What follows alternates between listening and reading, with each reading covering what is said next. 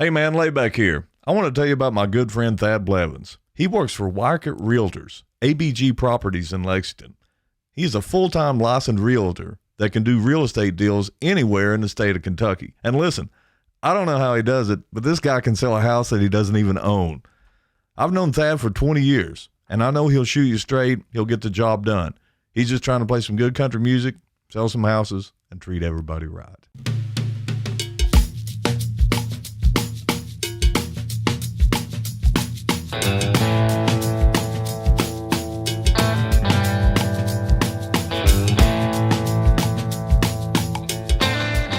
Thanks for having me on here. Have I known you 20 years? Is that right? It's about 20 years, and that's probably a good place to start, actually. Do you remember when we met? I remember seeing you play your guitar at the middle school when I was down there doing some kind of business. No, that was a while after. So when did we meet? So I got interested in playing guitar, and Tim and Susie were next door neighbors to Joyce and John. So mine and your buddy Tim managed the radio station. Oh, yeah. And he had bands coming in the radio station all the time. And one of the things that they were doing was the Beatnik Ranch Party with Rob McDarlin. So Tim invited me to come just hang out at the Beatnik Ranch Party. I was always hanging out at the radio station, but I came to that. And you were playing. You had that guitar right there. And you came up and introduced yourself, and Tim introduced me, and Tim said, well, this is Thad, and, you know, he's about 11 years old, and he's wanting to learn to play guitar, and you looked at me, and you said, well, this is what you got to look forward to. It's not going to get any better. So, and I met Teresa around the same time also through Tim. I was talking to her about this last night after she heard me. The Caps camp. Oh, yeah. She was serving food. Yeah. Tim Tim said, Thad, this is Chico's wife, Teresa. Teresa, Thad's the only guy I know that's eating more of my food than I have. Stuff like that sticks with me, man. I missed him. Tim rolled out everything that came out of his voice was a one-liner. Yeah. He was really a pretty creative guy. Radio worked for him, man. Absolutely. So how long did you work at the radio station? That I'm going to guess here. And how did you get that gig? You know, I can't give you a straight up answer how I got that gig. I wish I'd have thought about this more. I always wanted to do radio, and there would always be a new regime coming to the radio station. I mean, when it was WVKY, it was AM 1270, and it was the same people all the time. But then once it switched over to FM and different people took over, it seems like you would bring in a cast of people, and they'd run the station for a couple of years, and then it would change regimes. So I guess when Tim came in, someone said, y'all listen to the radio station now. It's pretty interesting. And most of the times it wasn't too interesting. But, man, Tim was out there. And I really think I may have just marched down there and said, I want to be on radio, maybe. Really? That's probably how it went down. And they said, you already got a nickname already. Just put him on. Yeah, they let him go. And, you know, they want to know what your skills are. I don't really have any skills. I know a lot about music. I can talk. So I met him and Moo Man. So you mentioned the boat story, and I remember that boat being parked by Tim's 57 Chevy outside the house for a while. Yeah. I remember seeing it over there when I would go up to watch UK games. Can you tell that story? Yeah, I'd been on the station for probably a year. I don't know. You know, it had gotten pretty popular. We were doing Tradio, and a lot of people called and listened in. And we thought, you know, we need to use our power for good here. So some way through Garrett Roberts, who was the sheriff at the time, they had a program called Coats for Kids. So if you raised a bunch of money, we bought coats to give the kids to wear in the winter. So we thought if we have some sort of fundraiser or fund drive, that what we'll do, and I think Tim came up with most of this stuff, is we're going to put a boat south of Louisa, about 10 miles down about Chapman, and we'll float that boat from Chapman down to Louisa. And this boat had no engine or anything. So how did you get from A? Did you paddle? How did you get from A to B? Well, no, that's the way the river runs. So we just went with the current, even though you're going south to north. But once you're ready to stop, how do you? You know, we probably had a paddle to try to steer it in, but that was it. So we got someone gave us the boat. So if you guys want to do this, here's a boat. So I get my buddy John Gostovich, who I was playing with in night training at the time. And so Gostovich is like, well, we got to paint it. You can't just take that crappy boat.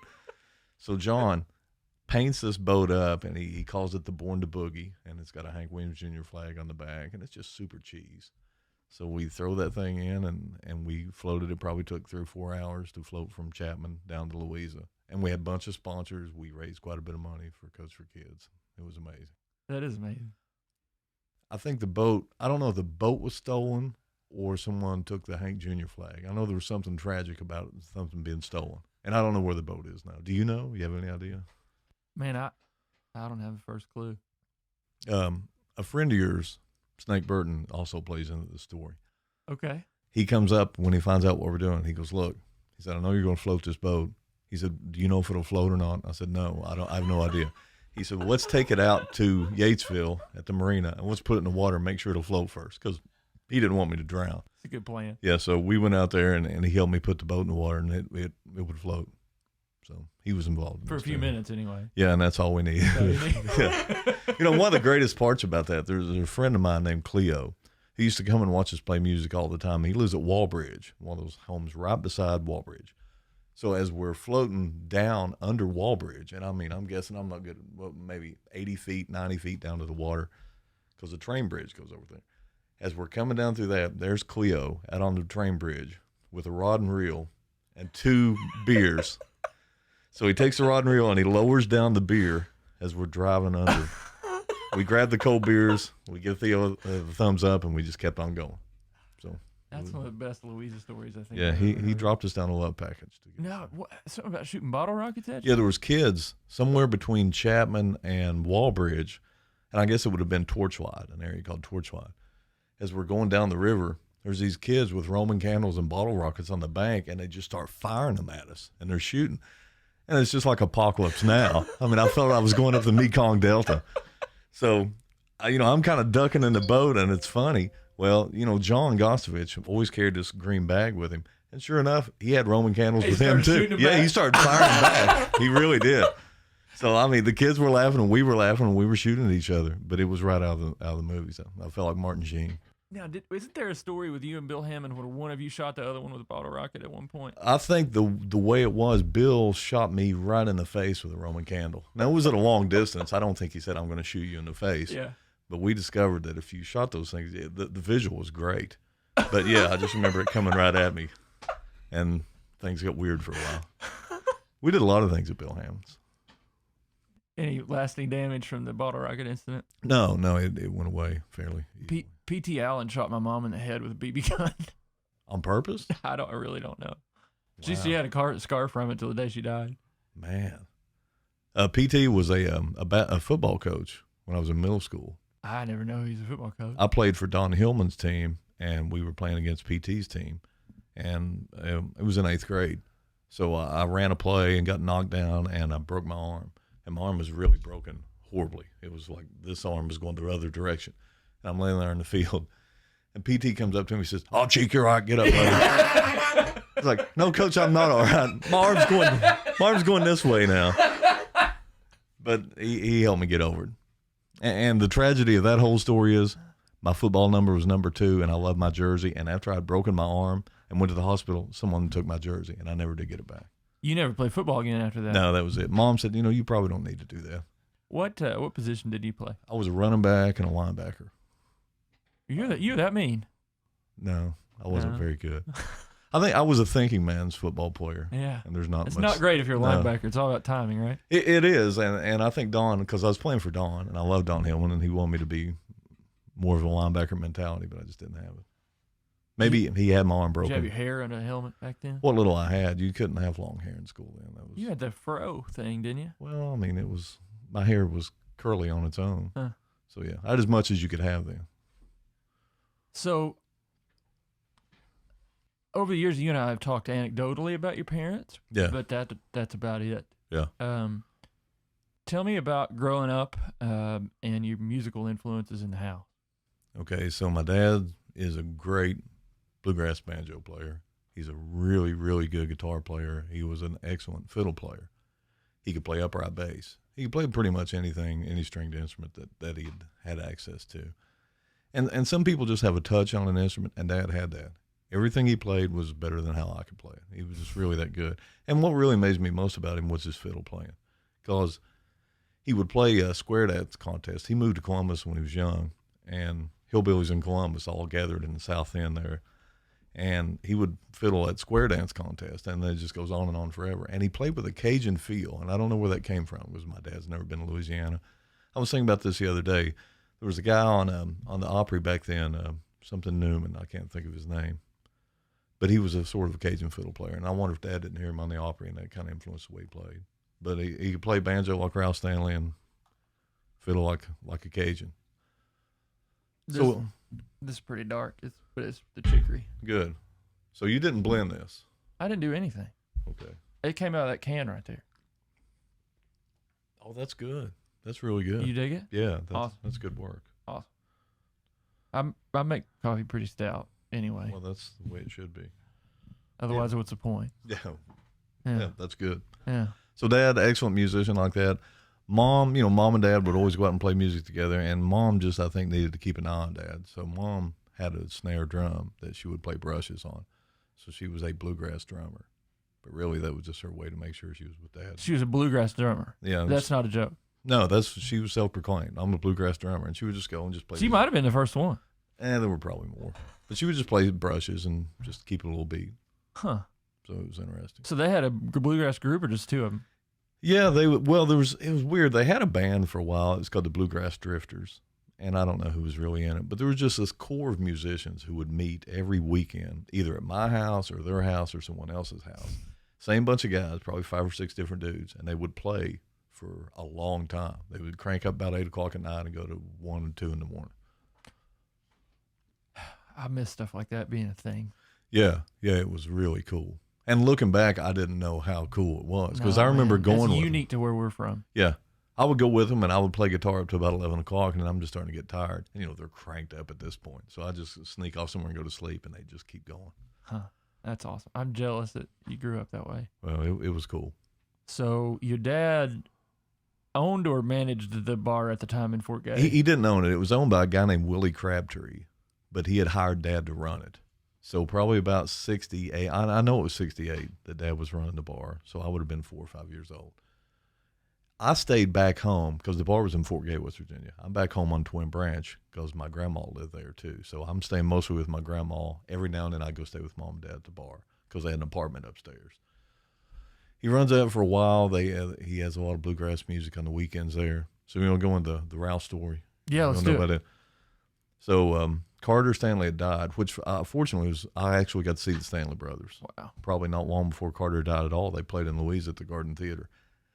I don't really remember it. I was too young to I just remember seeing a stage with some guys on it. I didn't know anything about it. So after Carter dies, Ralph keeps it going. It's Ralph Stanley and the Quince Mountain Boys. And, they're playing anywhere. So Dad had them play that bar there a bunch of times. They played every school. It seems like they played Flat Gap School all the time. But Dad had them coming to the bar. And so as a warm-up band, these 2 kids had been coming over wanting to play music at the bar, and they were actually too young to get in. And it was Ricky Skaggs and Keith Whitley. And they had just sort of teamed up and were playing some music together. Keith was from Sandy Hook. Of course, Ricky's from out Cordell. So Dad lets them come in to open up for the Stanley brothers. And the way I understand the story, I wasn't there. I guess the Stanley brothers are late getting there. Well, not the Stanley brothers, but Ralph is late getting there. And so they played kind of an extra long set. And, they can just slay the Stanley brothers stuff. That's what they did. Yeah. So Ralph rolls in and hears them and is like, hey, you guys are pretty good. And so I guess he lures them into the band, and they sort of met right there in Fort Gay at Dad's bar. I had always heard the story that they met in Fort Gay. Yeah. And I don't think I knew growing up that your dad was managing it at the time. But you're talking about it in a documentary, and I thought, do those dots connect? Yeah, and I never really sat down and put it all together, but then something happened and it clicked. And I guess there's a book out right now that someone had written about Ralph. Maybe it's been out a few years, but it documented, it says, in Fort Gay is where they heard him. And you kind of put it all together and said, well, that was at Dad's bar. And that's amazing. Yeah, it is. Which I can't find them now. Mom had tons of photos from that show. And, Keith's got these big old horn rim glasses on. Ricky's just real thin, and they just look like 2 goober kids. But they were really good even then. No kidding. Yeah, that's super cool. Yeah, in country music, that's a famous story, like in the canon of country music stories. Yeah, I guess it should be. It should be. Yeah. And your dad was managing the bar. Yeah, my dad did that. Good job, Dad. That's a claim to fame, man. I don't know. Butterfly flaps its wings in China. I don't know what that means. I've never read that parable. Oh yeah? No, what is That's how you get hurricanes in the United States. Good. I'm glad to know that. So your dad played bluegrass, played fiddle, played banjo, had a good touch. I'm envious of people that play those bowed fretless instruments that way, because I think, especially if you do that when you're young, you get better ears that way than playing anything else you could play. I think so, because Rachel plays fiddle. She plays fiddle, and her ears are phenomenal. That's amazing. It never happened for me. Yeah. I couldn't pull up the pitch. And Dad was on every time. Yeah. You're a pretty good steel player, though. What? I said you're a pretty good steel player. Have you never heard me play steel? I've heard you play steel. I'm not very good. You're self-deprecating is what you are. Well, I'm just factual. And if it's one of those things that you got to play all the time. Yeah. If I sat down and played steel every day, I could probably sit in the background and be very low and not bother anybody. But then when you're around really good steel players, you go, that's... Oh, no, I feel that way about music in general when I'm around good players. Yeah, and that's just natural, I think, isn't it? Yeah. But seems to me like you're pretty good with the resonator, too. I remember seeing you and Teresa down at the pool, and you just played the resonator the whole time. Yeah, not so bad. Anything where you got a bar and it's slicky and you can be off pitch very easy is difficult. We just vibrato. Yeah, I know. You just do that Mike Campbell. Do it really wide. My slide playing comes from Rick Richards of the Georgia Satellites, because he's just real raw, and there's real precise slide playing like Derek Trucks does. Yeah. And then there's what Rick Richards does. Yeah. And that's where I aim. It's just I want to be like real that. Emotional, just visceral. It is. Yeah. And that's a good way to put it. That's the only kind of slide I'll ever be able to play. Yeah. Well, it's Johnny Winter. That's the way Johnny Winter plays. So. Yeah. So you grew up playing bluegrass with your dad, hearing that. When did you start getting into rock and roll? Well, I got to say that Dad really liked Johnny Cash too. Yeah. And so we had these Johnny Cash records with Luther Perkins just playing these. He played very simple. It's almost like he was a bass player, and he just played a lot of those big string notes. So I always had that in my background too. I loved electric guitar the way Luther played, but that was the extent of what I was into. And I moved to, they decided they would build Yatesville Lake, so we had to leave that area, and I moved to High Bottom. And my neighbor across the street was a guy named Jeff Rogers, who's still just one of my best friends in the world. I'm not going to just let that slip by. Okay. Them building Yatesville Lake meant you were displaced. Yeah, we had to move. I'm going to start the sandwich maker. All right, please do. I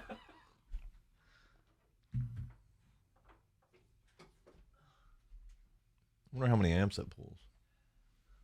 I don't know. Oh, you're running through a Furman, though, so it's good. Keep the voltage constant on it. That's great.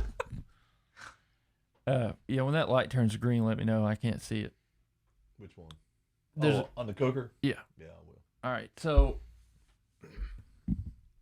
your family was displaced because Kentucky decided to build Yatesville Lake where your house was. Well, the federal government decided to do it. Federal government. Yeah, okay. They came around probably in the early 70s. Was that eminent domain? They just push you out, or they pay to build you a new house? Yeah, well, all of those are true. I mean, they came in the early 70s and said, we're going to do this. And when Carter got elected, Carter said, this is a dumb idea. We're not going to build Yatesville Lake. So they cut the funding. But then I guess when Reagan got elected, is that right? No, I'm telling the story wrong. Maybe Carter was one of the presidents okayed the money. It had to have been Carter. Sounds like Carter. Because that's when we left. It was in the early mid-70s. So, yeah, they said, well, you're going to have to go. And lots of people who lived at Twin Branch said, well, we don't want to go. And I said, well, you kind of don't have a choice. We'll put the money in a bank account in your name, and we'll still knock your house down. So they bought our place, and they gave us a moving allowance, and we went from there to High Bottom. So you moved to High Bottom, and that's when the Led Zeppelin thing started creeping in. Yeah, that's when, like I said, my friend Jeff Rogers, who was from Columbus, who was really into rock and roll, AC/DC and Zeppelin and lots of things like that, and he introduced me to that. I was like, wow, this is another way to think about things. Do you remember the first time you heard Led Zeppelin? Actually, I do. I do remember the first time. Tell that story. Well, and two, I'm sure I heard Zeppelin on on radio or whatever, but the first time I ever bought a Zeppelin album where I could really sit it and listen to it, I go over to, there was a guy in Fort Gay named Charlie Daughtery. Are you familiar with him at all? He ran just a pawn shop, a thrift shop. He sold albums. He sold everything. He had a wall full of albums. So I go over there, And I'm going through stuff, and I see Led Zeppelin. I was like, well, this is a band I've heard of. This is probably something I need to hear. And it was Led Zeppelin 2. And it's in the wrong cover even. But I bought it. Probably gave $1 for it. I go home and I listen to Led Zeppelin 2, and I was like, oh, my God. How do you do this? It was the most awesome thing I'd ever heard. Along about that same time period, a friend of mine, Brad Maynard, had loaned me an 8-track tape of Hendrix's first album. And it was just a mind blower. And really, if you go back and listen to the first Hendrix record, keep in mind, I really like Luther Perkins and that kind of sound. Hendrix is not that far removed from that. He's playing a lot of single note stuff. He's playing on big strings a lot. He's very melodic. I was like, man, this makes a lot of sense, but where did it come from? But in the same breath, Hendrix goes off on these crazy tears too. But it was easy to transition from Johnny Cash to Hendrix for me. I never knew you were a Hendrix guy. I thought you didn't like Strat players because they all play like Hendrix. You know, at that point when I wanted a Strat because Joe Perry had a Strat, so I wanted a Strat. So you were an Aerosmith fan before you were a Zeppelin fan? No, I wouldn't say that. I got the Zeppelin thing, and I was just blown away by it. Like, this is the holy grail of all rock music, and no one could ever touch it. Musically, they were all such good musicians. And like I said, Hendrix just was doing stuff that I didn't think anyone could even do on guitar. But when I started to really get into songs, and here's how this happened. I'm sure you've seen the ads for Columbia House, where if you send in 11 cents, you get 15 CDs. Oh, no, listen, my brother had basically a business with Columbia House. Yeah. He'd sign up 100 of his friends. I mean, he had 1,000 records when I was a kid. Yeah. He signed up for every club coming and going, and it was awesome. Yeah, that's why I know all the music I do is that stuff. Well, that's what I did. And, you don't have any Spotify. There's no internet. There's nothing. No. So I thought, well, Aerosmith's cool. I've heard them on the radio. So I bought 3 Aerosmith albums. I got Get Your Wings, Toys and Attic, and Rocks. And I also bought a bunch of Ted Nugent records because I'd heard Cat Scratch Fever on the radio. So I bought a bunch of, Nugent. And I didn't really know what any of those sounded like. And they all come in. I was like, oh, Aerosmith's for me. I mean, there's something spoke to me about them. Their songwriting, their guitar playing. So I wanted to be Joe Perry. I would stand in front of the mirror and try to figure out how to stand like Joe Perry. Did you figure it out? No, not really. But I tried. I even tried to hold my jaw like Joe Perry. When I had pictures made, I would try to get this vein to flex up like Joe Perry. I'm not even lying. I loved him. That's awesome, man. And then you find out when you get older, a lot of the good guitar parts are Brad Whitford, but I didn't know. I thought Joe Perry played everything. I mean, he's a good player. He doesn't have the mind that Brad does. No, you're right. He's just all feel and touch. Yeah, Joe and is. sometimes that's solid gold. Yeah, right. So when you get live bootleg and you can tell Brad's on this side and Joe's on this side, you go, oh, that was Brad playing that part. Yeah. But yeah, love Aerosmith. And you were into Skinner then, too, at all? Yeah, absolutely. When you sent me a message the other day saying that you thought that people kind of blew past Skinner because they were so popular. Well, there's this thing about Skinner where it's like, Skinner's like church, man. Like, people in the South, it's like, it's cliche. It's like there's a Kid Rock thing, and it's on the Kentucky Fried Chicken commercial. And it's like, there's always a drunk guy at the concert, the old saw, the pre-bird. Yeah.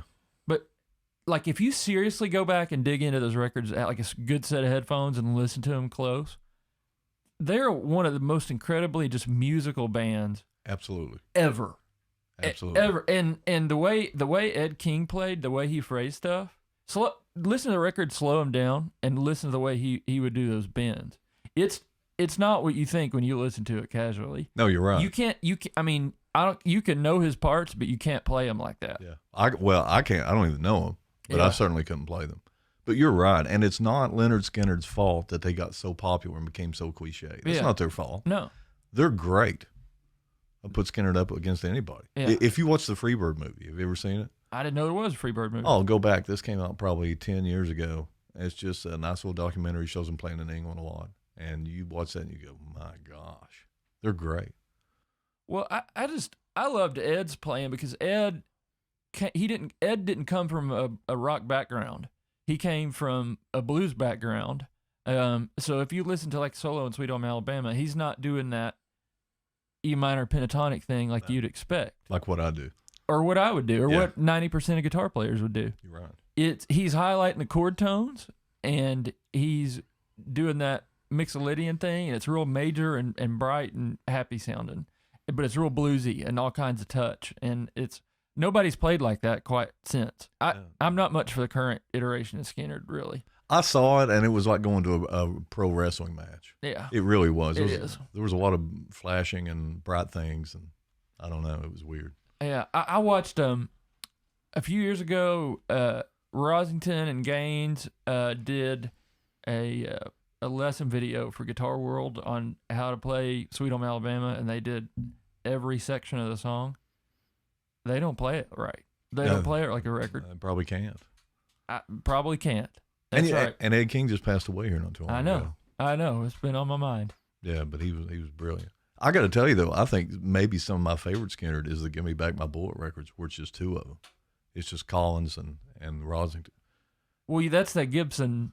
Yeah. That's that fat sound that you and they're like. just really stripped down, and it's really good. That stuff's great too. They do the old the old gray whistle test during that period, and it's just those two. Yeah, it's brilliant. Yeah, I mean all those records, those early records, start to finish, are like that. Yeah. Anyway, go listen to Skynyrd. Yeah. And mean it. Yeah, don't fool around. Don't listen to the hits. Go find a song called "Coming Home" and listen to it and try not to cry. Yeah, it's right. Beautiful. I think, I mean, it's overplayed, but it's not as cliche as the others. But Curtis Lowe's a great song. It really is. Great song. I used to we played it in Night Train, and Bob sang. Oh, that's right. Bob sang the crap. I forgot about that. Yeah, it was one of our better songs. So, Hendrix, Skynyrd, Nugent, Zeppelin. Yeah. And were you, like, when you were hearing this stuff, did you try to learn those records? Yeah, especially the Aerosmith stuff, because it was real riff heavy and not super hard. And I remember learning, there's one, what's called, it's on Rocks. Go with me. Help me with some rock songs. You don't know either, do you? Rocks is all you. All right. So there's a song on there that I can play. I'll learn to play it. And, it's just a bar chord riff stuff. And I remember playing it over and over and over in my bedroom. And I remember Dad coming in one time and going, you listen to a lot of stuff that I don't really care for. He said, that's pretty good. He said, I kind of like that. And it was a little Brad Woodford's guitar part on this song, and I can't think of the name of it, Saving My Life. But I thought, well, that's cool, Dad. But Dad would always say, because I was, trying to play Hendrix or whatever, he said, you really need to play simple. He said, when you're trying to play all this really far, he would call it far out stuff. He said, no one can understand that. So you should always play simple. Man, I dig the far out stuff. And when I first started playing music, I was like, well, look up in the dictionary who are the best guitar players. Hendrix, Page. Well, I'm going to learn that stuff before I learn G, C, and D, right? Yeah. And I regret taking that approach. I mean, I still love that music because of how much I listened to it then. But I feel like I've been playing guitar for 20 years. And now I'm circling back, and I'm trying to learn the stuff that I tried to learn whenever I first picked it up. But I'm trying to dig deeper and really try to get it, like the Skynyrd stuff. The way that I didn't and couldn't because I wasn't old enough, hadn't lived yet, didn't know how to listen to a record. Yeah. Do you ever do that? Yeah, I do. And a lot of the things that you just mentioned, you're talking about Hendrix and Page, and I really like Michael Schenker when he's in UFO. Oh, yeah. And I almost think that you almost have to be a guitar player to really get off on that stuff because technically what they're doing. You're going, man, that's brilliant. So I wonder how Joe Smith, who doesn't play guitar, how does Michael Schenker affect him? Do they get the same thing out of it? Joe, who doesn't play guitar, doesn't listen to UFO. He listens to Aerosmith. Well, there you go. Took care of that question. And he probably owns everything from Pump on. Yeah, right. No, I don't know. It's always hard for me to think of how guitar-oriented rock affects non-guitar players and why they like certain parts of it and why they don't. Hey, it doesn't make sense to me. You can like stuff on a surface level just for the way it makes you feel. I guess that's it, isn't it? Right. And then you get, as a guitar player, you can listen deep and really get into it. But even us are hooked because of how it makes us feel to begin with, same as anybody else. That's true. But when I see these discussions start up and said, well, who's the better band, Pink Floyd or Led Zeppelin? And I'm just going, all right, this is not even a valid argument. No. Led Zeppelin is head and shoulders over Pink Floyd, even though I really like Pink Floyd. Yeah. But, I mean, you can't compare those two things. It's like comparing a badminton player to a weightlifter. That doesn't work. I agree. They're, similar era, but apples and oranges. Yeah. In the documentary, which, holy cow, it's got like 1.5 thousand views the first week he uploaded it after everybody's already seen it at various venues. Because everybody loves Zach Curry. That's why. I don't think that's what it is. Yeah, I think it but is. He's pretty lovable. Oh, yeah, I love it. No joke. But you were talking about as laid back, kind of pushing that 70s sound. There are elements of the 70s I can take or leave, but what I will say about the 70s is that was the best era for rock songwriting. From arrangement standpoint, from the chords that those guys are playing, people haven't played like that before or since. I agree. I had this factoid in my head, and now I'm going to get it wrong, but I'm still going to throw it out there. In 1976, within a 2-week period, Farewell to Kings came out, Rocks came out, and I think the first AC/DC, no, High Voltage. Yeah. Within 2 weeks. Yeah. Pretty good couple of weeks at the record store. If you want to bounce up, a year on either side of that, look at everything that came out. It's just amazing for guitar, rock stuff. There you go. Zeppelin's cranking it out. Oyster Cult's putting it out. Everybody. Rush is peaking, in my opinion. Yeah, I would agree. But I think people who were kids then were beneficiaries of the fact, and now we suffer from the fact that when a record came out, if there was a band that you liked, you would go to the record store. You couldn't wait till release day. You went to the record store, you bought the album, you came home, put it on a record player, you invited your buddies over. It was like going to Blockbuster and renting a movie. Yeah. You rented the record, and it was an event. Oh, absolutely. And so bands knew that when they were writing records. So they cared how they were written, what they sounded like, what the production values were, right? People listen different, so they made records different. Song order was really important. Song order was important. There was a lot of concept records in the 70s. And I think now we suffer from the fact that music is... bands still make albums just because it's the most logical way to... from an artistic standpoint, not necessarily from a commercial standpoint. But I think what we suffer from now is like, you've got your $150 AirPods that sound like garbage that you got in your ears that you're listening to your playlist while you cut the grass. It's soundtrack. Music now is background noise. It's not an event. People don't go buy records and sit and listen to them. I know I sound like you kids get off my lawn, but the point is, because of that, people don't care what stuff sounds like the way that they used to. Well, when you're in the studio too, and if you've got a good engineer and a good, especially when you do your mastering and mixing, what are you mixing for? Are you still mixing for a guy with 6x9 Cracos in a Dodge? Right. No. Are you mixing for earbuds? You're mixing for earbuds. Or someone just listening on the phone, and you got to be cognizant of that. Right.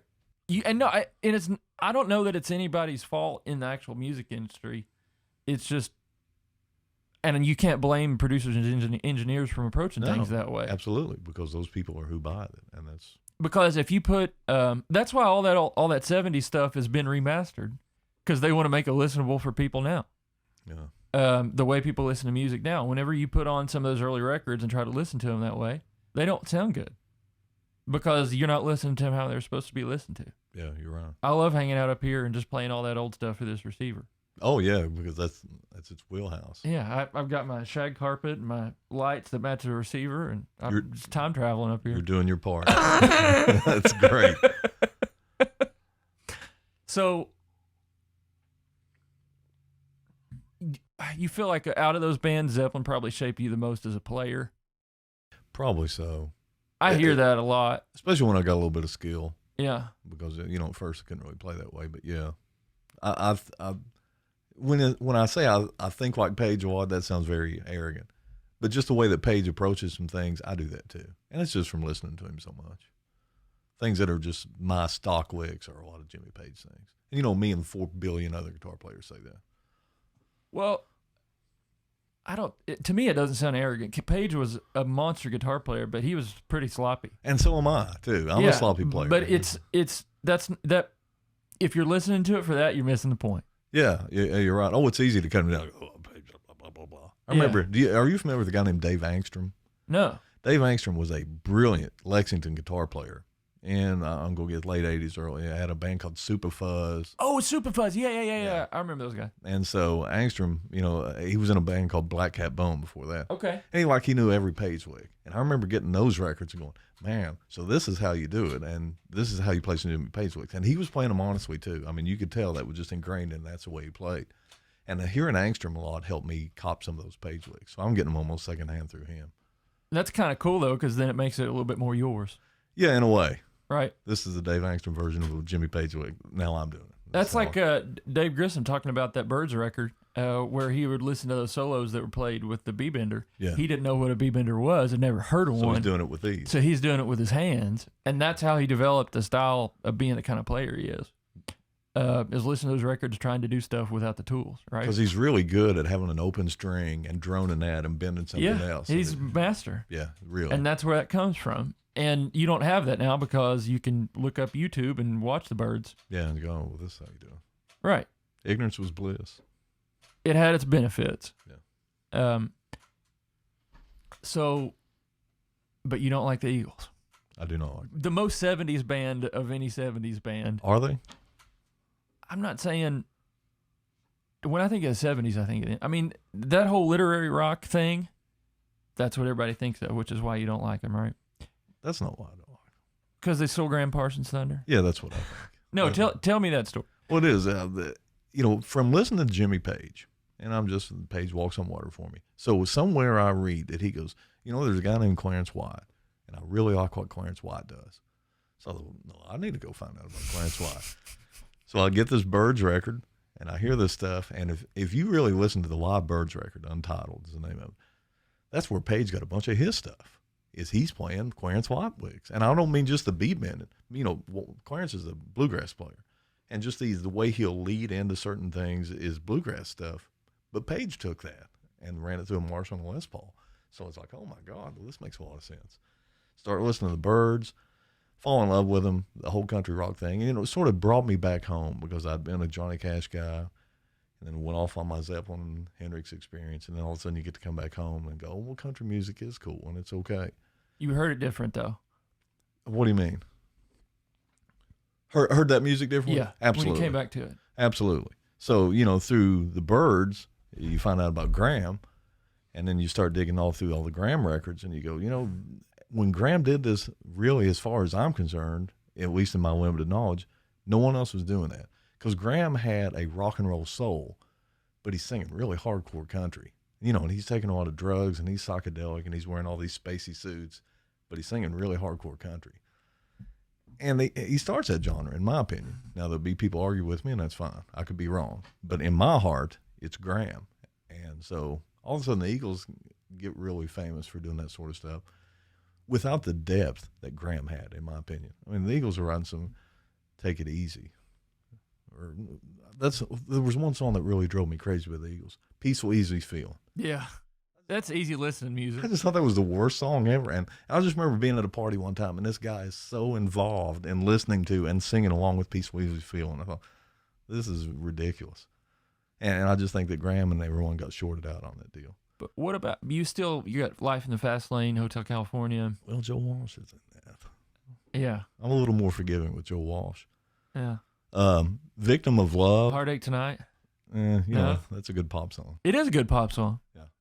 And they were fine, and now I've got this thing where I say I hate the Eagles so much, so I have to hate them. Yeah. They wrote some fine pop songs, but I don't own an Eagles record.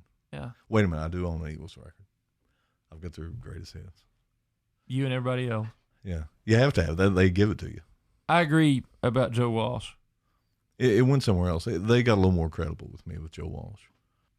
So I remember when we were on the bus to New Orleans, and I had an iPod full of songs. I was real proud of my music collection. I got a couple stories about the music collection, actually. So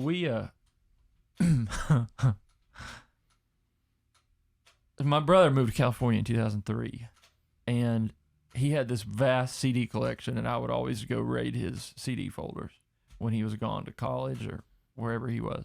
And then one day we were driving up Five Forks Hill to church, and my mom was always just observing whatever was outside the car on the side of the road. I mean, we'd be driving through anywhere USA, and she'd say, "Look, Thad, Cracker Barrel." I mean, she liked to read the road signs, and everything was novelty to her. She had that like young, innocent kind of perspective on everything. But we were on our way to church. We were already late, and she saw this stuff sitting on the side of the road. She said, "Stuart, stop the car." And I'm like, "Mom, we're late. Let's go." And she's like, "Stop the car. I mean it. What is that?" I'm like, "You got to be kidding me." So we pull over on the side of the road, and there's probably there's big album folders. There's probably 300 CDs in there, and it's all like Roger Waters, Pink Floyd, some band doing AC/DC covers that was doing them better than AC/DC did with Brian Johnson. And I never figured out who that band was. And then there was Joe Satriani records, Steve Vai records, Rush records. There's a lot of bands I ended up getting into and wearing the records out because Mom caused us to stop on the side of the road, and we picked up those CDs. So if you're in Louisa and you're listening and you were having an argument with your girlfriend and your CDs went out the window, thank you, because you changed my life. That's super cool. So before Dave moved to California, Mom had the computer lab at the elementary school. She was the computer lab teacher. And all 30 of those computers had CD burners in them.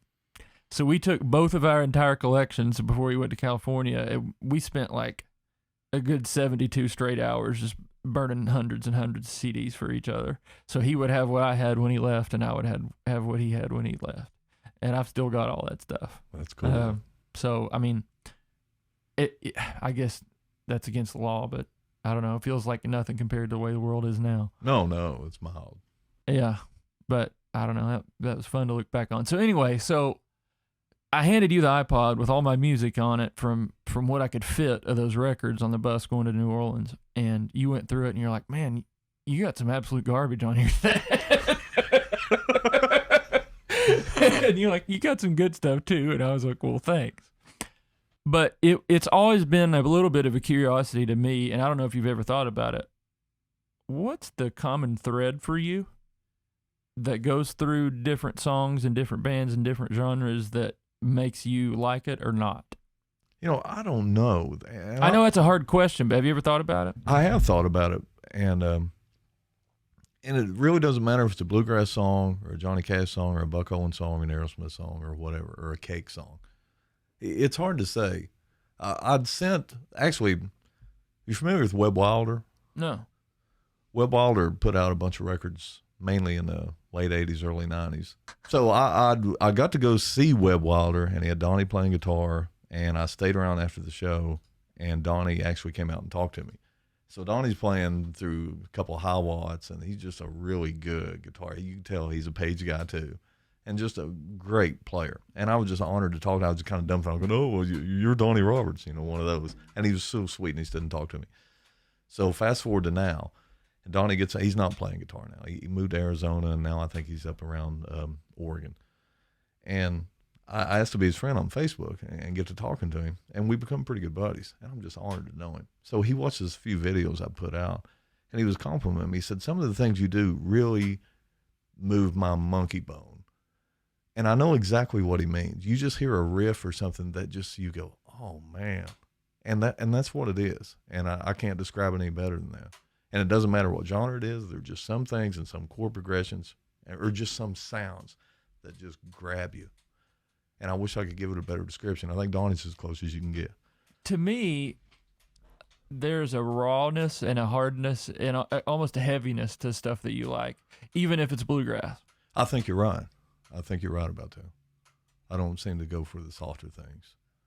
Yeah, like Peaceful, Easy Feeling. No, I do not go. I will tell you, though, I think maybe one of the most beautiful songs ever written, and I can just listen to it and cry. If no one's around, I'll probably cry every time I listen to it, is If I Were a Carpenter, the Johnny Cash version. Oh, yeah.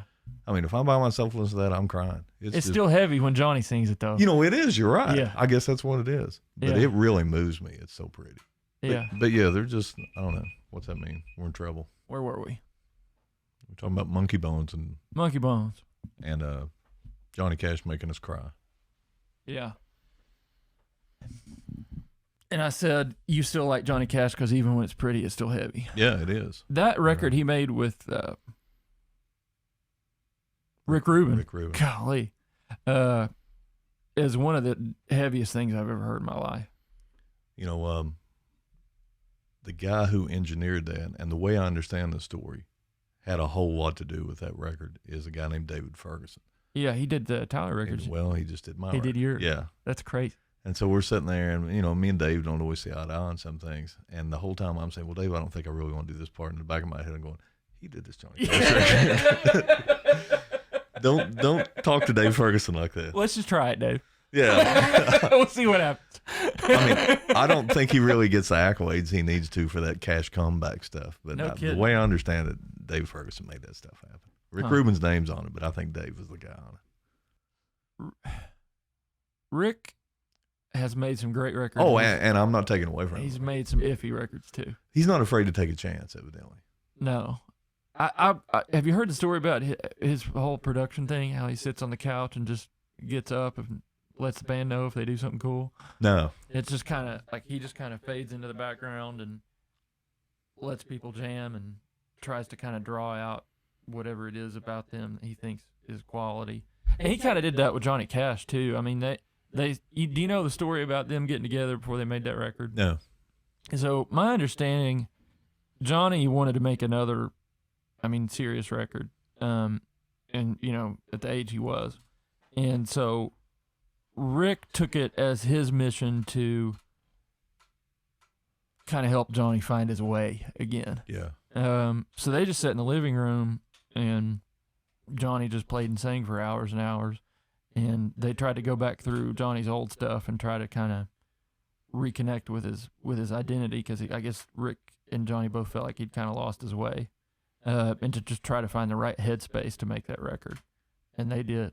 Oh, absolutely. They did. And if you look at Johnny's career, and I don't know if Columbia dropped him or not, but he was doing some horrible material. Yeah, he was. I mean, it was a shame. But yeah, Rick brought him back and said, "This is Johnny Cash." Yeah. Mr. Cash. Thank God for Rick Rubin. Yeah, no kidding. That needed to happen. Yeah. So Johnny goes out his last years with the respect he deserved. And then Dave made it sound like it was supposed to. Yeah. Yeah. Dave did a fine job with it. Well, let's talk about your record. So, first question is, how far is it from Mossy Jaw to Hickman Holler? You can't even get there. You have to go somewhere else and then go. Okay. From Mossy Jaw. It's quite a distance. I made my first little record in Wattsburg with Kenny Miles and Hayden Miles, and they got a little studio called Fat Baby Studio, which is brilliant. And we just go up there.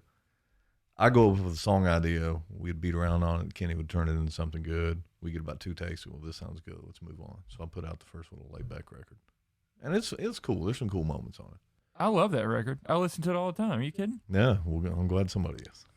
So then, be more than May, Hickman Holler decides that they want me to do a record in Nashville. So they roll out the A-listers, and I go down and record at the Butcher Shop with Dave Ferguson. And it's a whole different ball game. And then to make things really interesting, 6 days before we start, I cut my thumb, like really bad. It was on a Wednesday, and I'm peeling an apple, and I slice it. I can't hold a pick. And it's 6 days before I'm going to record. So I'm like, well, what do I do here? I've got this studio lined up. I got musicians coming in. Would it be a courtesy just to say, look, I've cut my thumb. I can't do this. Let's put it off. But then I look and go, school's getting ready to start. Everything's on the table. So I start eating everything I can that's got vitamin E in it. This is no joke. I eat so many kiwi and red bell peppers and protein. And I'm eating like crazy. I'm reading everything I can that says this is what makes your skin heal. I'm trying to sleep more. I've got to go play Master Musicians Festival 2 days later, right after I cut it. So I put a thumb pick on this finger, and I don't have much control over it. But I just played Master Musicians like this. And we got by. It was a layback show, and it's more visual than anything. So each day I'm like, oh, God, I wonder if I can hold a pick. So 2 days before time to go to the studio, I take all the bandaging and stuff off, and I could hold a pick. Didn't have a lot of control, but I could play. I thought, well, this is good. Each day gets better. So by the time we get to the Monday, I'm going to record Monday, Tuesday, and Wednesday. I can hold it and play. Not my best playing, but I can play. But I got Russ Paul playing guitar on it, who I've just fallen in love with, and I want to go to his house and live with him. So I'm like, why am I even worried about it? And Jesse Wells is there. Really? So there's plenty of good guitar players. And I wound up playing a whole lot of just rhythm acoustic and letting those guys go to town. Now I play some stuff. Who else is on it? So Russ Paul, who's on Tyler's record, he plays electric guitar, pedal steel. He plays some lap steel kind of stuff. He puts some 12-string and stuff on it, some acoustic. He's just whatever. Jesse Wells is playing fiddle and mandolin and banjo and whatever else. JT Cure's on it, who's Chris Stapleton's bass player. And I've known JT for a long time. He's from here as well. And so some gigs with McNerlin, we would get JT to play bass. In fact, and I joked about this when I saw JT. I said, JT, the last time I saw you, we were in prison because we did a prison gig with McNerlin, and JT played bass, and that's the last time I ever played with him. So those are the players, and I brought Hayden Miles to play drums because I just don't really know a better drummer than Hayden. Totally agree. Kenny comes along as a co-producer, and so that's the lineup. And I walk in with these song ideas, and the way it works, and I watched Tyler do this, or I would have been kind of dumbfounded by it. You sit down in the control room, Dave sits there and he said, all right, let's hear the song. So you take an acoustic guitar and you play it out. While you're playing it, they're charting it out in real time. They pretty much give everyone a chart, and you walk into the studio and you cut it. I've seen guys do that charting in real time thing. It always blows my mind. It's unbelievable. Well, the first things that'll happen is Dave will cut some fat off songs, and he's so good at that. It's like, why are you doing this 2 times here? You don't really need to. And so they really trim it down to where it's just the essential parts of the song. And you walk in, and what really just blew me away about Russ Paul is I had my image in my head of Nashville session musicians as being extremely proficient at their instrument. They go in, they're very businesslike, they play their cliche Nashville licks, and you're done. That's not what Russ, he is a creator. I mean, Russ Paul takes that song and he goes to another place with it. That's cool. That's beautiful. Yeah. To the point where, I don't think I'd ever feel this way, especially about a record I was doing. I thought, well, I've got to play the guitar parts because I made them up. And well, you just let Russ go. And he played on Tyler's second record too? Yeah. And I mean, he is a genius. And after every cut, Russ would come and tell me a story. Because like we're playing some song and he does this Waylon steel player. It was Ralph Mooney. So he does this Ralph Mooney like, oh God, Russ, that was so good. He goes, well, let me tell you about when I met Ralph Mooney. He's got a story every time like that. And so I'm telling you, I was just starstruck by Russ. So the guitar playing, even though my thumb was kind of messed up, it wasn't that big of a deal because there were plenty of guys to do the job. Huh. And it's a pretty interesting record. I have no doubt. We cut the whole thing in 2 days. I went in on the 3rd day and cleaned up a few vocals. And it's not even mixed. I just left town and came back. At some point, somebody will mix it. And they're mixing it there at the butcher shop? Yeah, they'll mix it there. There was a guy named Sean who was doing the engineering, and he'll mix it. And he was super cool, too. And he said he'll mix it. He'll send it to me, and I'll listen. If I want something changed, we'll change it. But those guys got a pretty good ear. I'm pretty trusting of them. No kidding. So, who knows when it'll come out. It may be the end of the year. It may be early next year. I don't know. It's whatever Hickman Holler decides. Hickman Holler is the label that pays me. Right. So hopefully Tyler won't mind me telling this story. If you think I shouldn't tell it, I will just edit it out. I'm going to drink while you do this. I wish you would. So kicking it 2 years ago, Night Train goes on, and me and Tyler were sitting there talking, and I don't really remember exactly how it came up, but he was telling me the story of making the record and Stuart Duncan playing on his record and all those guys. And he said, we laid everything down, and I came back when they were mixing it, and I was sitting in the control room, and I just listened to the first little bit, the first couple songs. And he said, guys, I got to go to the bathroom. He said, I just went to the bathroom by myself, and I just sit there and cried. He said, my entire life I've been writing songs. I wanted them to sound and feel like this, and I never thought it would happen. And I sit and I listen to the record, and I hear me coming through the speakers, and I hear these songs being delivered that way and getting that mountain sound right, and I just couldn't control it. And I choke up telling that story because I can imagine what that feels like. Was there any element of that to you to hear what those records sounded like with songs that you had written? Well, first off, let me say, and you're talking about the first Tyler record. Yeah. Right? I remember when he got it done, and he comes and gets me, and he puts me in his vehicle, and he said, I want you to listen to this record. So he drove us around Irvin. There's no talking. We just drove in his little car, me and him and Teresa, and listened to that record. We never spoke the whole time. When we stopped, I just looked at him and I said, it's been good to know you, Tyler. Because I knew. I said, he's gone now. Yeah. He is gone.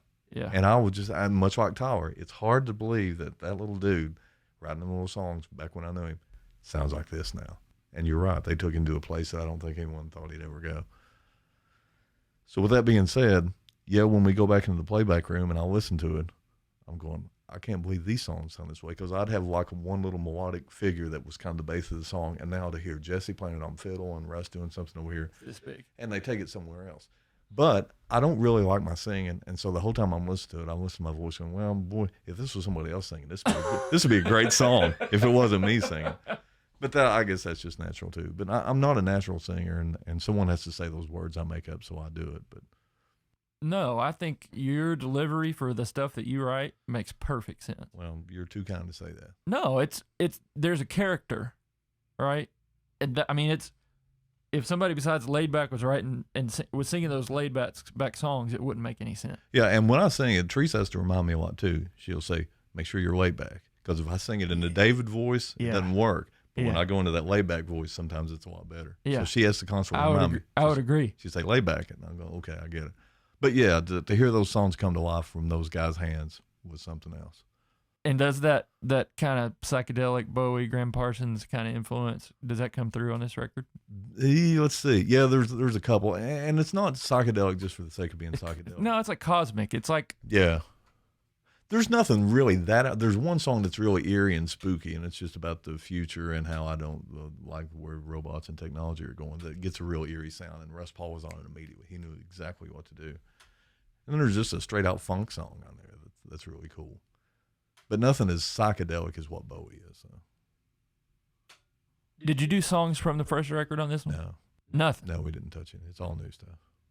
But it's a few songs I've been playing live for a long time, but nothing that's on the new record or is on the old record.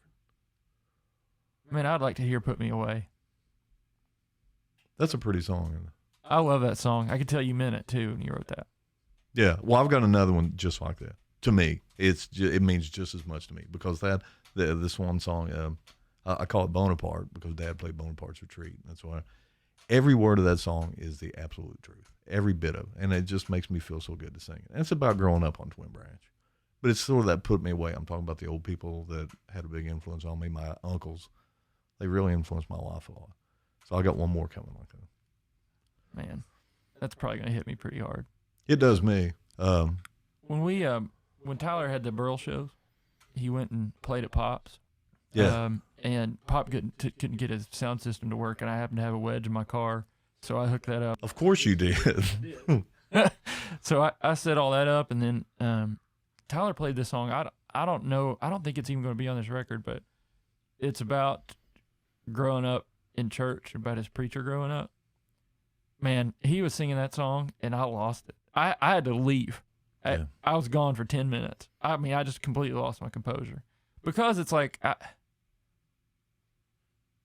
it's weird to hear people capture where we're from, like the essence of it. Yeah. In the not just the way the songs is written, but the way they sound and feel, and the way they're performed, and the way they're written.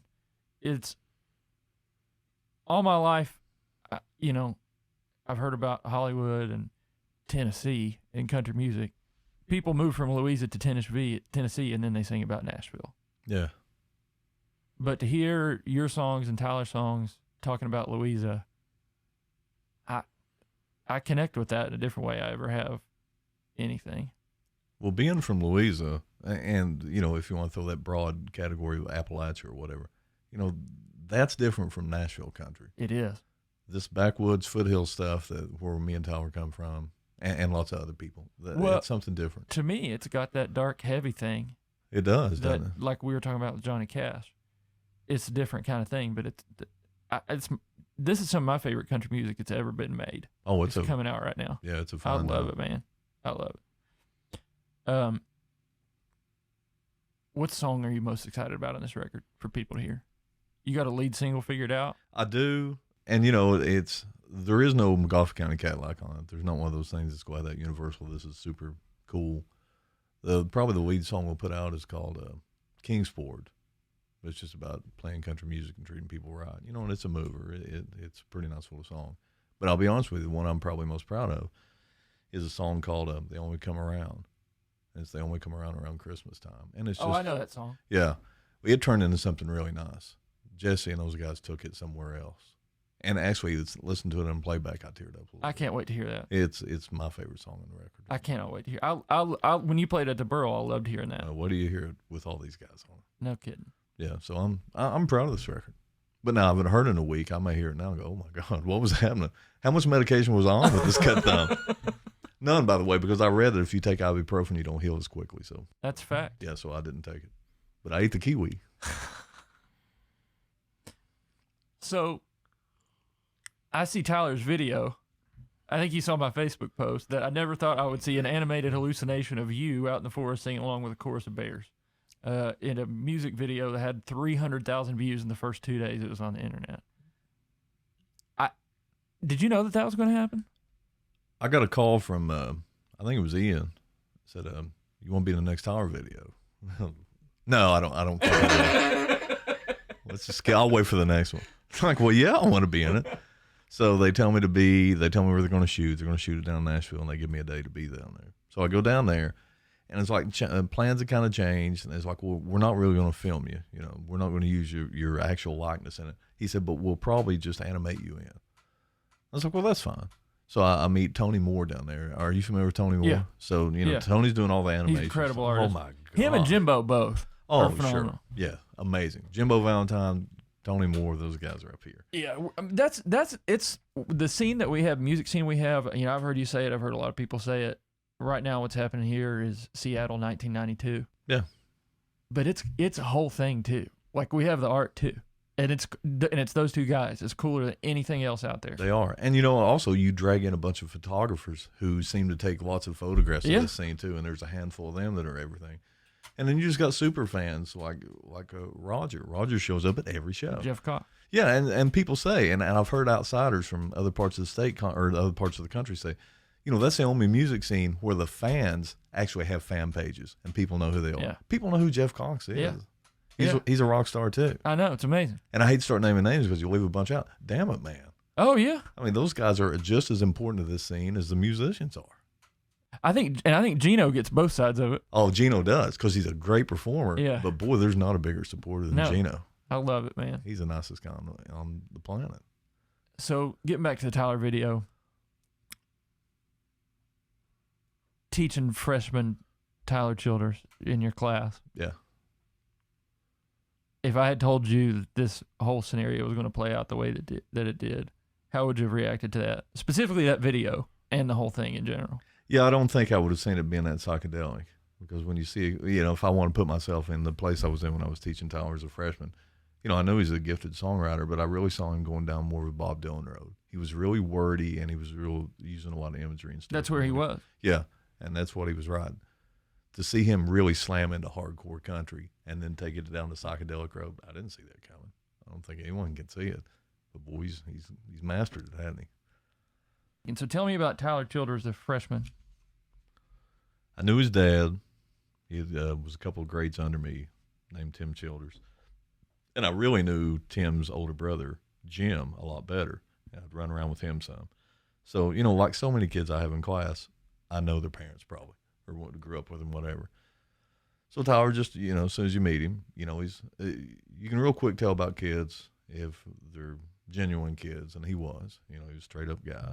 If you told him to go to the bathroom and not go throw a rock through a window, he was going to do that. Smart kid.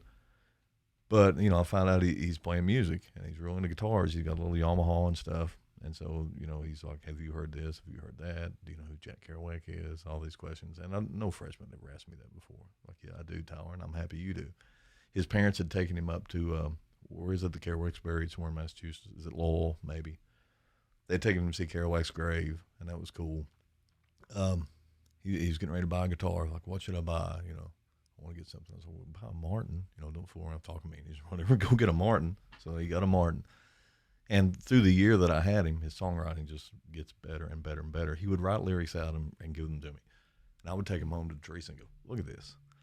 A freshman wrote this. And we both just go, how does this kid know this stuff? He could deliver the lyrics even then, too. Oh, he could. So we have this little program at school I'm involved in called KYA. It's Kentucky Youth Assembly. Did you go to KYA? I didn't go to KYA, but there's a different Tyler trip we'll talk about that we were both on. Okay. So I take a Tyler, and it's basically a meeting from schools all over the state, and you get together and you have a mock government. It's really cool. So I take Tyler down there his freshman year. He takes his guitar. And so Tyler's just running up and down the halls, and he's playing that guitar, and he's singing a lot of Johnny Cash. And about that period, his voice was getting deeper. So he's really squeaking along. Yeah, he played Folsom Prison a lot. Yeah, that was a big song for him.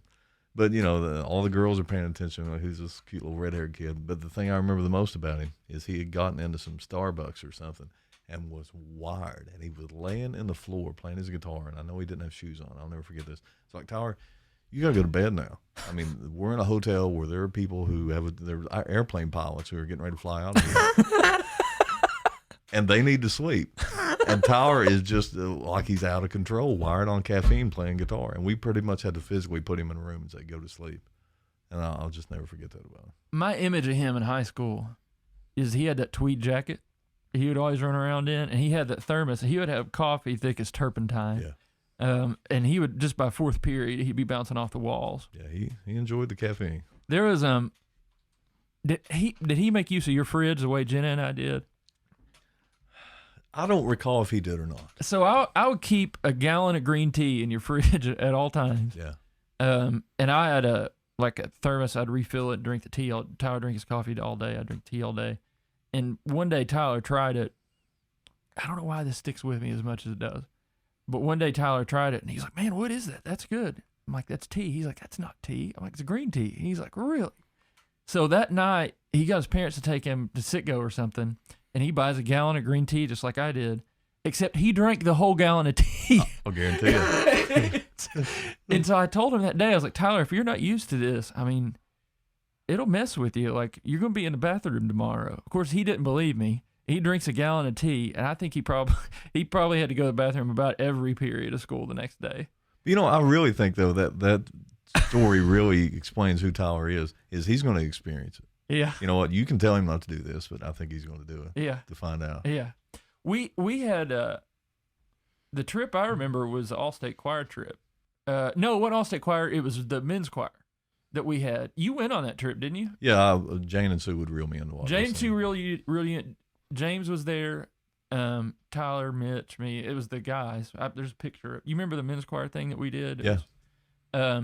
So Tyler wasn't even supposed to be in it because he was a freshman, but I mean, you can't have Tyler Childers in your school and not let him in the men's choir. Yeah.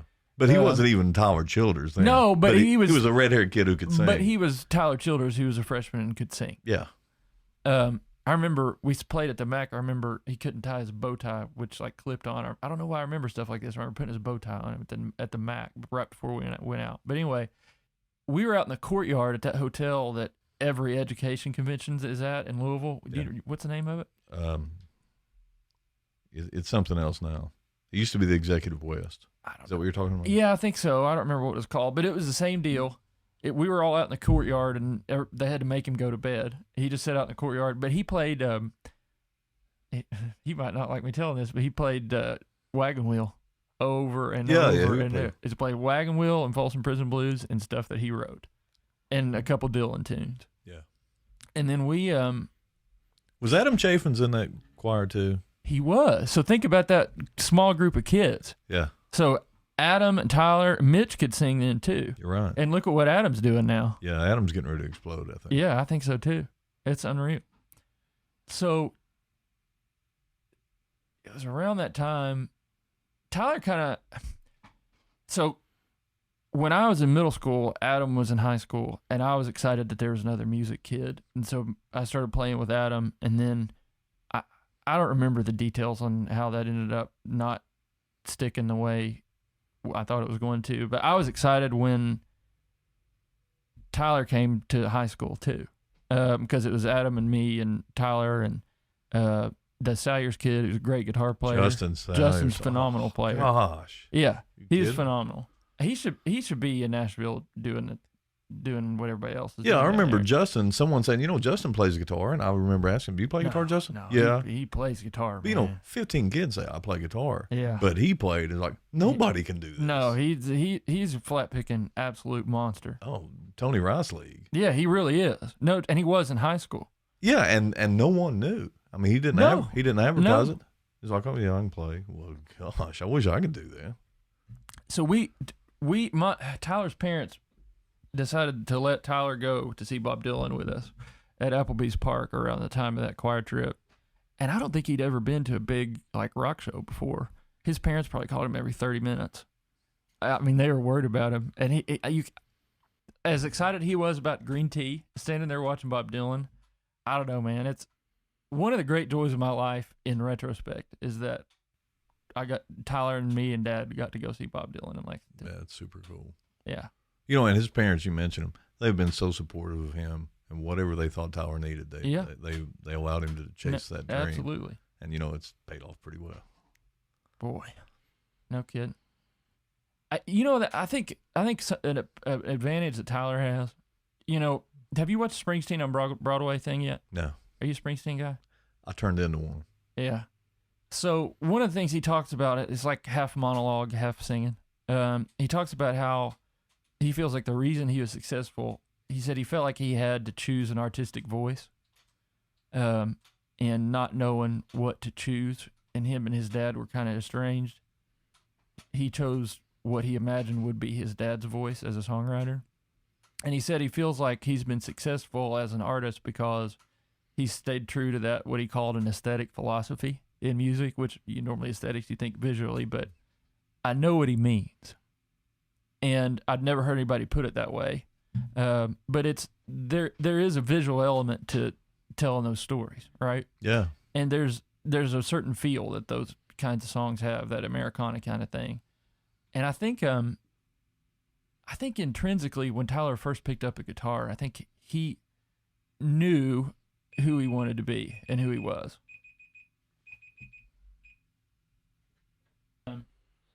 I felt like there's this kind of folky but kind of heavy kind of thing that Tyler's always had since he picked up a guitar. I mean, even if you listen to that first record that you all did, yeah, Cole's Gonna Bury You, that became Nose the Grindstone. Yeah, it does. You're right. Right. Yeah, he was writing some dark stuff. He was, and so I just feel like part of the thing that he had and has is a really strong sense of his artistic identity. And all he's done over time is really refine that, flesh it out, and polish it. And now he's got this whole universe. Yeah. But I think we've always been headed there. He has sent me, like, he'll come up with a song and he'll record it on his phone, and he has sent me first recordings of songs that he made up for the last 2 years. Yeah. And I still have them all, and it's quite a collection of stuff. But yeah, you're right. A lot of those things are super dark, super heavy. It's Tyler's voice telling stories that we can all relate to, especially from being back home. You know exactly what he's talking about. But yeah, he has refined it. Getting back to what I was saying, asking you earlier about a common thread in what you like, I've always been able to hear Chico, in whatever you're doing, in a way that I can't explain. But I think what I hear is the thing that you like about bands that you listen to. Well, that's good, I think. No, it is good. It is good, but it's like you can kind of hear what you've always been reaching for, and it comes through and laid back the same way as it did Night Train. Well, I try not to write songs that I find not appealing. Like if I make up a song, that's probably good. Yeah, I mean, if I make up a song and it's just very cliched and there's nothing interesting about it, then I'm like, oh, well, I don't want to hear this, so I don't think anybody else does. So I've tried to write riffs or put chord structures together or use words where I would go, oh, that's pretty clever. I like that. Do you ever get so in the weeds on something that you can't tell if it's good or not? Oh, all of them. Everything you write's that way. Yeah. And that's where Teresa is such a good sounding board. And I throw a lot of stuff off her. And a lot of stuff she's like, you've hit on this one. And other things she's like, keep moving. That's cool. Yeah, she's brilliant at that.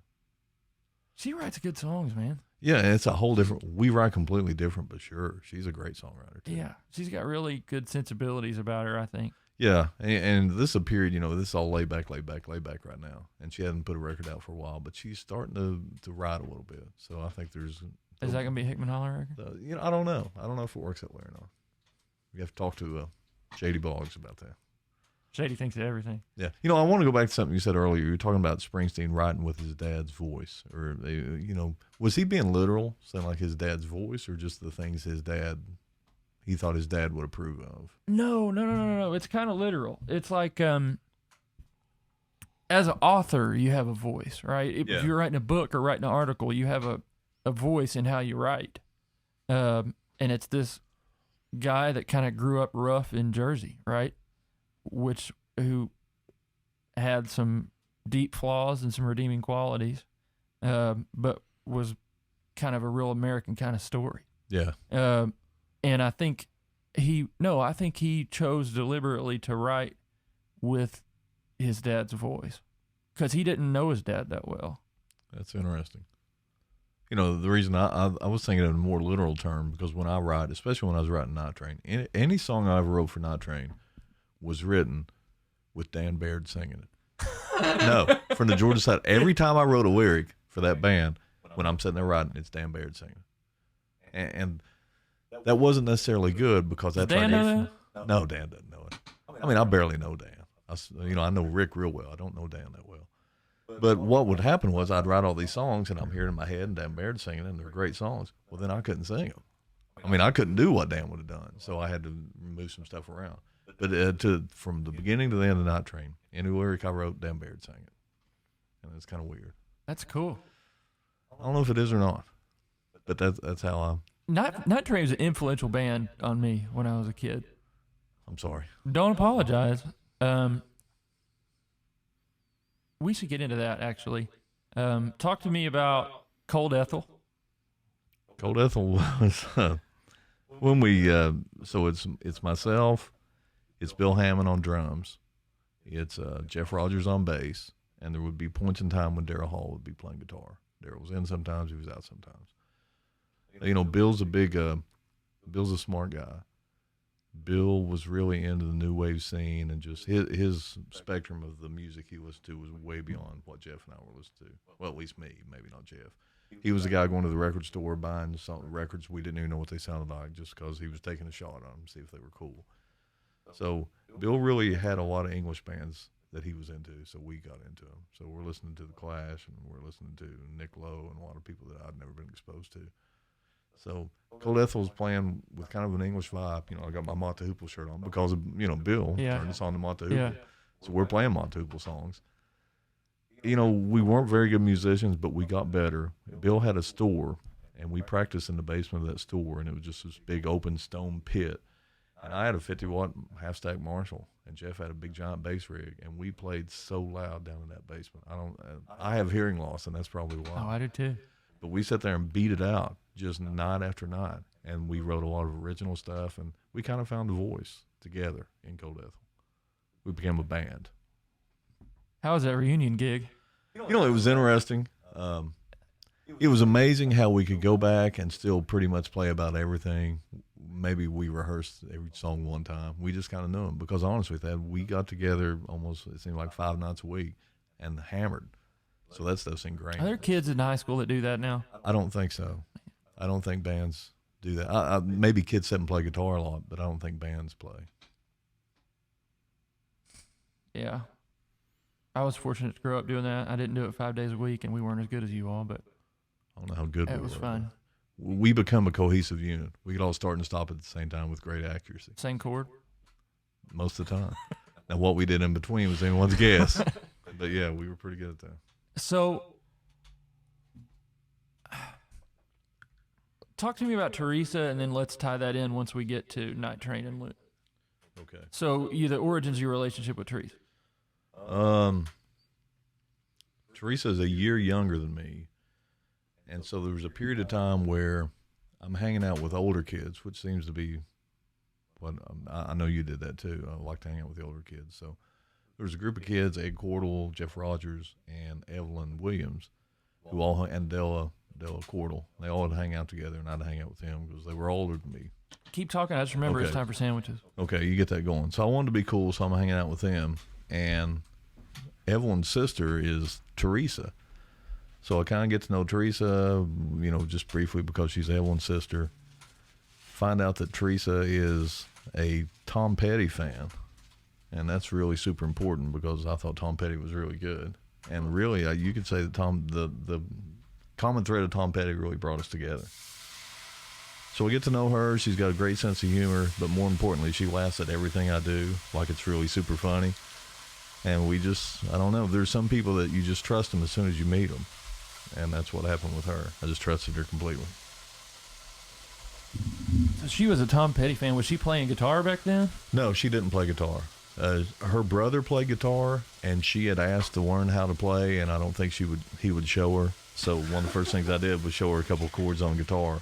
So because I never heard her play till you all started doing the Luna thing. I didn't know she played. Yeah, I mean, early on when we first got married, I showed her how to play, and I mean, she took to it. She could play. She was a natural at playing. But yeah, I'm happy with the fact that I think I got her on the road to play guitar. No kidding. Yeah.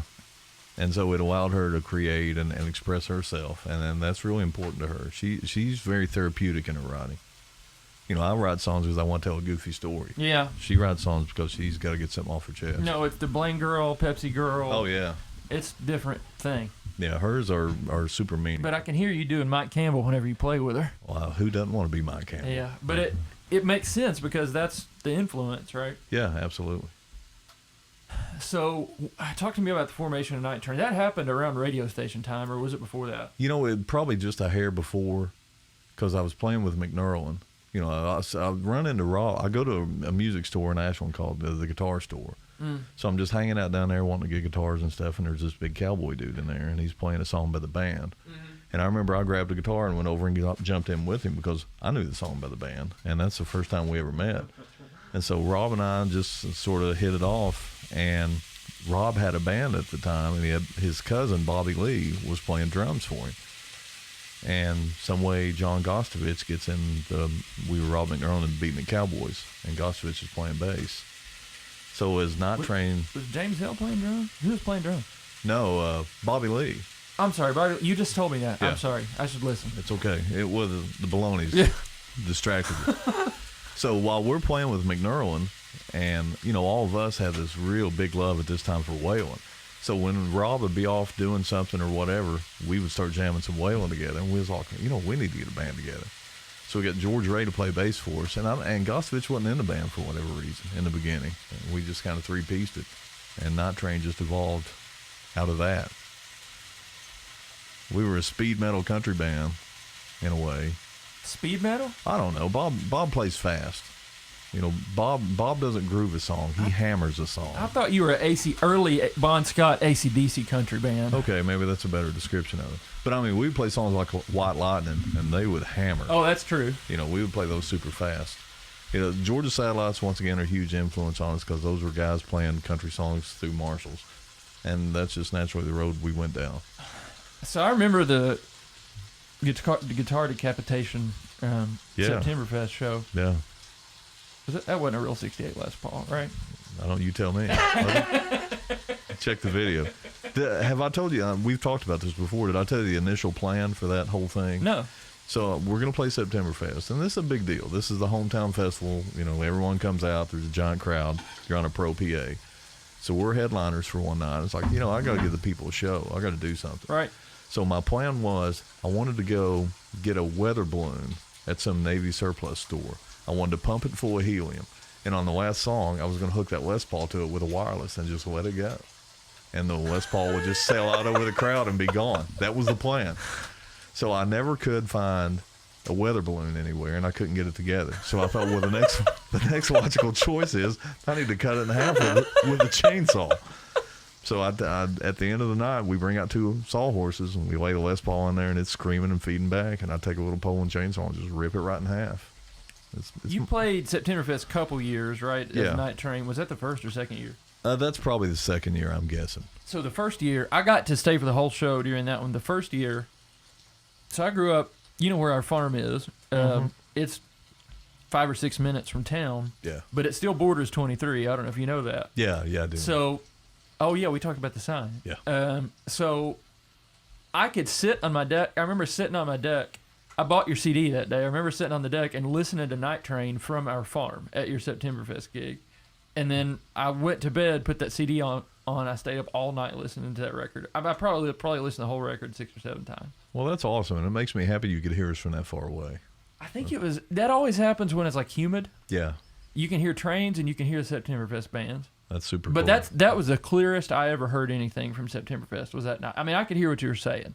It was unreal. I hope we did a good show for you. But I'll never forget both of those. Yeah, it was, I'm pretty proud of cutting the old guitar in half. That was all right. If I don't do anything else, cool. When you're frying up bologna, you want to talk about bologna? I do. I thought that timing would work. Okay, so in Night Train, the drummer, Bobby Lee, his day job is he's a butcher. And that's all he's ever done. And he's a really good butcher. And I don't know how we came up with this gimmick. I'm sure it was Bob's idea. But Bob thought it would be a good idea while we played music if we would hook up a griddle and fry bologna sandwiches while we're playing. Right. And so when we get to the end of the night, then he will serve those bologna sandwiches to the patrons there in the bar. You never got any static from health department about that? Never. And to be honest, where Bob was a butcher, he kept stuff immaculately clean. I mean, he was obsessed with making sure things were clean, and it's probably a good thing.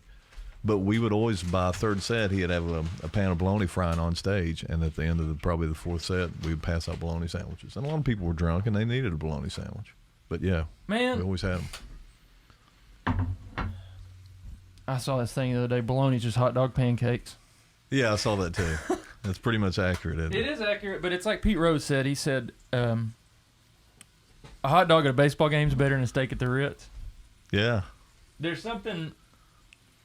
a timeliness of eating bologna where Absolutely. it's the best thing you can eat. Oh, yeah. And you put mustard on this, didn't you? Of course. Oh, it's a home run right here. It's beautiful. But I remember Jimmy feeding us bologna sandwiches at Kicking It 2 years ago, and I don't think I ever enjoyed a bologna sandwich more than that. It was smoked bologna, wasn't it? Was it? Yeah, he smokes. It's so good. He smokes it some way, and it's really good. Bob, too, being a butcher, he's real particular about the meats he used, and he would only use Cavalier bologna. You know, because I was a Collins guy, but Bob's like, no, it has to be Cavalier, because Cavalier was made in. Is it? See, I'm a Collins dude. Yeah. But you couldn't go that route with Bob. It had to be Cavalier. Cavalier came from Huntington. Does he eat bologna? I don't know. I think he's a bologna guy. But yeah, there's a lot to it. To be a bologna gourmet. I forgot he was a butcher. I always wondered about that story. Yeah, he was a butcher, and he drives a Hearst. So I do remember that. I said Hearst. It's Hearst. Hearst. Where I get it's a Hearst shifter and a Hearst car. Got it. Yeah, and he's still, I love Bob, and he's still out there playing. He hammers 3 or 4 nights a week still. As hard as right? Yeah, and I mean he's playing those 4 and 5 set of night gigs. That's hard to do. Yeah. But that's what Bob still does, and Especially as a drummer. Yeah, I don't see how he has a stamina. We're not young anymore, but he's still killing it. Adrenaline, man. I guess so. And that's all he knows. I mean, he knows to go out and play 4 sets a night. Yeah. I've become spoiled now. If I play more than 75 minutes, I'm done. That's probably 3 or 4 years ago now, maybe more. I was at a gig he played, and he retired afterward. We were talking, maybe this is at the V Club. Those are hard gigs because they're late. But you said to me,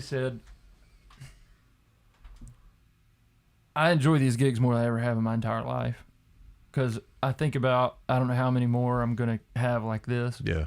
And so you just savor it more. And it's just funny. I keep thinking about when you said that because that was before this whole laid back thing took off and happened. And now you're, I think, in a place you've never been, right? Yeah. I mean, I went to see Tyler in Atlanta. Did I tell you this story? No. I went to see Tyler in Atlanta, and I'm walking to the car after the show. This is like hour and a half or so after the show was over. And I see this kid in the laid-back face shirt, and I'm wearing one. He says, I love that dude. And I'm like, are you from Kentucky? He's like, no, man, I'm from Indianapolis. And I'm like, you serious? He's like, yeah, I found out about him through Tyler Childers. And that's when it hit me like, this is a bona fide thing that's happening. Yeah, it's kind of weird. But I send shirts all over the country, and I have people who talk to me on Facebook, and it's like they're my friend almost because we've conversed back and forth and have some common interests. But yeah, there are people out there who like laid back that I don't really know who they are. It's not like kids I had in school, and that's kind of weird. I've got a level of fame that I wasn't ready for. Do you know what your level of fame is? No, I have no idea. See, it's like when I brought this up to you, you're like, Dad, I don't think anybody's going to want to listen to what I have to say. And I still think that. You got to quit thinking that, man. Well, I don't know. They made a movie about you, dude. Yeah, but I mean, everybody with an iPhone can go out and make a movie. Not that that's not what Zach did. Not like that. Yeah. I don't know, man. I just don't see it that way. I live in my little world where, my world's pretty small in a way. No, I think that's good. I absolutely think that's good, and I certainly appreciate your humility. Well, I'm not fishing for compliment. I really think it. No, but I do think I think humility is good, but I also think don't sell yourself short. Yeah, but I know what I do, and I know there's so many people that could do it so much better. Not what you do. Well, there's only one laid back. There's only one laid back. For can only be one laid back. I hope Cheers. so. Cheers. Waiting on you. Oh man, this is leaking. Sorry, man. Good. Good work. So anyway, Night Train happened. And I remember after Night Train, even before Super Chimp, you had all these shirts, old Night Train shirts in boxes in your class when you were in the middle. Yeah. And I said, what are you going to do with those shirts? You said, I don't know. I said, you said, I think music's probably over for me at this point. That was 2007. Yeah, I kind of felt that way. I thought it'd run. No, that was 2004. I'm glad you can remember those years because I can't. But yeah, I thought after Night Train, it just kind of ran its course. I'm glad it did. Me too. So, but then shortly after that, the Luna thing got going, right? Yeah. So tell me about that. McNerland had always been pretty vocal about recording a record with Teresa. You know, because Teresa had been writing a few little things along. And Rob's like, man, we just need to make you a record. I'm like, you know, I don't know what that means. But Rob's got a little home studio. So he kept pushing to where we just go down there with Rob and we pretty much cut it live. And she'd put all these songs together, and it's real acoustic based. And I think it's still maybe my favorite Luna record is that first one. I think it is too. And, you know, Teresa is a great singer, but we'd never really recorded before. And she had played guitar long enough where she was a good guitar player, but I don't think she was super confident. And the way Rob recorded was, you know, he hit the button and said, go. Yeah. So you got to play your guitar, but you got one take. Yeah. You're singing and playing at the same time. Yeah. And that's the way she made that record. And, man, she did really well at it. Because Teresa can do that. She can deliver on a first take. I really can't. But I sat there and, you know, I'm used to playing my amp super loud. And in this setting, I had to play kind of quiet, which made me play different. But it made an eerie, kind of interesting sounding little record. I have always thought you all sounded better live than the records you made, except for that first record. Yeah, because the first record I didn't know that. we're pretty subdued. You know, we're all dead live. So I used a compressor on my amp. You know, and I don't like to use stuff like that. But I needed some sustain. So I put a compressor on just so the notes would ring out a little bit longer.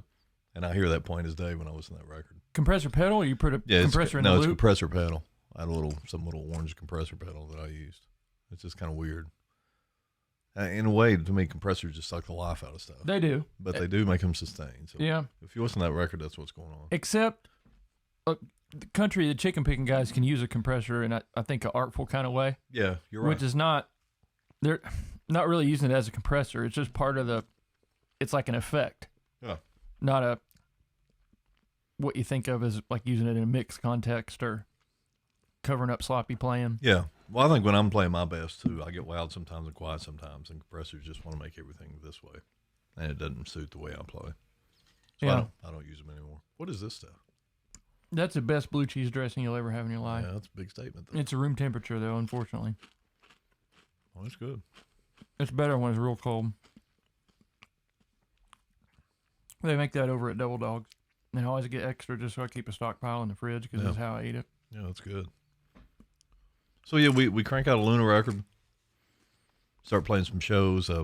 We start playing with Jeff Ware and Jordan Ware as a band. You know, those guys are great musicians. So we record another record in Glasgow where the Headhunters record with Luna. A little bit different setting, bigger studio. But she's made some fine records, and she just writes some wonderful songs. So the Headhunters and the Georgia Satellites, both big influences. Absolutely. On you. Both. But guys you have close relationships with now. I do. Which is amazing to me. I love that. Oh, and I mean, that's no joke. When I was first coming up and starting to hammer this rock and roll stuff out, that Satellites record comes out and the Headhunters record come out. And in a way and too, that the Steve Earle Copperhead Road came out. All that hit at one time. And I kind of went, all these guys beat me to the punch. Yeah. That's what I wanted to do. Mm-hmm. But they do it so much better. And that gave me, well, you know, there's a place for country guys that want to play through a Marshall. So as I got to know them, I mean, I'm just overjoyed. How did you get to know them? I got to know the Satellites by just going to their shows. They played I think it was Lexington, and the next night they played Newport. And I went to both those shows and stood right in the front row. So by the second night in Newport, they kind of noticed who I was, because I guess I kind of stand out. I was like, hey, Rick, what's going on? He's like, well, man, you'll come hang out backstage. I mean, it was just innocent stuff. And I didn't let it go. You know, I would follow them around like crazy. And they just sort of got to know me and trust me. And at one point, Rick Richards says, you know, if you want to go out with us for a week or something, just jump in the van, you can go with us. I was like, you know I do. And I'll never forget driving down the road in Georgia, and Rick Price is driving, and I got a cup of coffee. And Rick said, man, you care if I have half your coffee? I'm just going, Rick Price is going to drink half my cup of coffee right now. You can just kill me right now. Because I love those guys, man. It's like Bob Weir asking Tyler for a dip. Yeah, that's exactly the same thing. And we were on, too. I think we're on US 82, which is referenced in a song that the satellites were on. I don't know. I'm on US 82, and Rick Price is drinking my coffee. And Rick Richards is laying in the back, mad because we're going to Wendy's or something. But, yeah, I'm hanging out with my heroes. And so with Headhunters, they record, they're from the Glasgow area.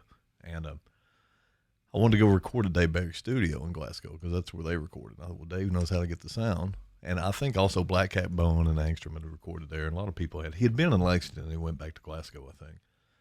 So we go out there, and we make our little Night Train record. And I guess Dave had let Richard Young from the Headhunters hear it. And so I get home, and I got a phone call. It's a voicemail. It's like, hey, man, this is Richard Young.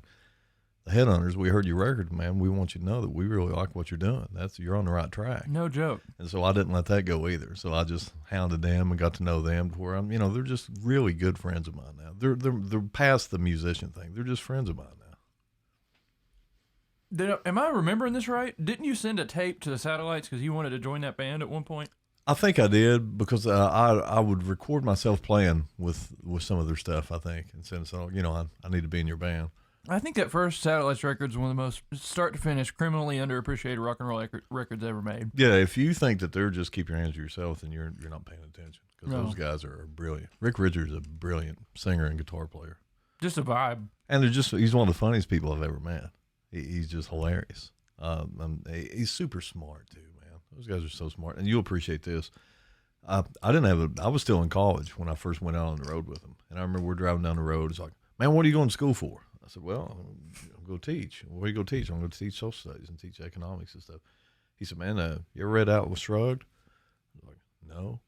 He said, you're telling me you're going to teach economics and you've never read Atlas Shrugged? Kind of looked down, like, no, I haven't read it, Mr. Richards. I'm sorry. So I get out of the van with him. I go find it, and it's this thick. It's like, I get it. And it's like, I have to read this. Rick Richards told me I need to read it. And I just can't do it. I can't read that. It's tedious. Yeah, it's like, I can't do it. So years later, man, I asked Rick about it. I said, do you remember saying that to me? He said, no, I have no idea. I said, well, man, you really shamed me because, you'd read Atlas Shrugged. He said, wait a minute. He said, I've never read that. I said, I'm not going to read that stuff. I was like, oh, I love you, Rick Richards. That's like the Ricky Bobby story.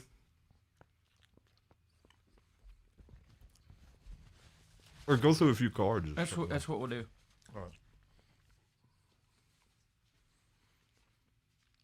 right. I actually have a similar story to the Headhunter story. So about 2004, Mom had this thing like, if we went to a rest stop, how they have the brochures. She would grab 2 copies of all of them. Yeah. She was all about literature. So when we were on vacation in Myrtle Beach, we went down there to play at the Pavilion. But when we were down there, they had a music weekly circular called the Weekly Surge that came out that spotlighted bands in Myrtle Beach. And there was this article about this band that was starting to get popular, and they had a distribution thing worked out with Universal, but they were on Bill McGathy's label, who managed like all the like early 2000s bands like Three Doors Down, all those bands. So I was that piqued my curiosity. So I went to Walmart, bought their CD. I bought 3 or 4 CDs that day, but theirs was by far my favorite because they were radio friendly commercial rock for the early 2000s, but they weren't cookie cutter. They had 2 lead singers and they harmonized, and you couldn't tell one from another. And the songs are really, really well crafted, I felt like, for that genre. So the name of that band was Echo 7, and they were. I got real active on their forum because then it wasn't all social media. Every band had their own website and their own forum. And I mean, I was on their forum every day. So I heard that they were playing in Huntington. They were having a battle of the bands in Huntington, and then there was going to be this national recording artist doing a concert at Ritter Park after the battle of bands. So I got Kristen Moon to take me to Huntington, and I went into the radio station, and I said, hey, I got a band. I want to be in the battle of bands. I was 13 or 14. And I forget, I don't know if it was Eric or who it was that was there, and he was like, how old are you? And I was like, 14. And he was like, you realize the winner of this contest gets their song in a beer commercial, right? And I'm like, yeah. And he's like, well, you're not even going to be legally allowed to drink for the next 7 years, so I don't think you can be in the battle of bands. And I was like, man. And I knew we wouldn't do very well. I just wanted access. So Dad took me to the concert, and we went like 2 hours early. And we walk in, we're the only people there at the park, except for Scotty Maynard, who's MC. And Dad says, Scotty? And I'm like, okay, what is this? Apparently Scotty was a client of Dad's, and they got along great. So when that happened, that was the equivalent of a pass to me. I could do whatever I wanted. So I went back there, and the guys in Echo 7 were unloading their gear. And I got to talking to him, and then I talked to him for probably the next 3 hours, however long the Battle of Bands was. And then they went out and played, dedicated a couple songs to me, gave me their set list, signed a bunch of gear for me.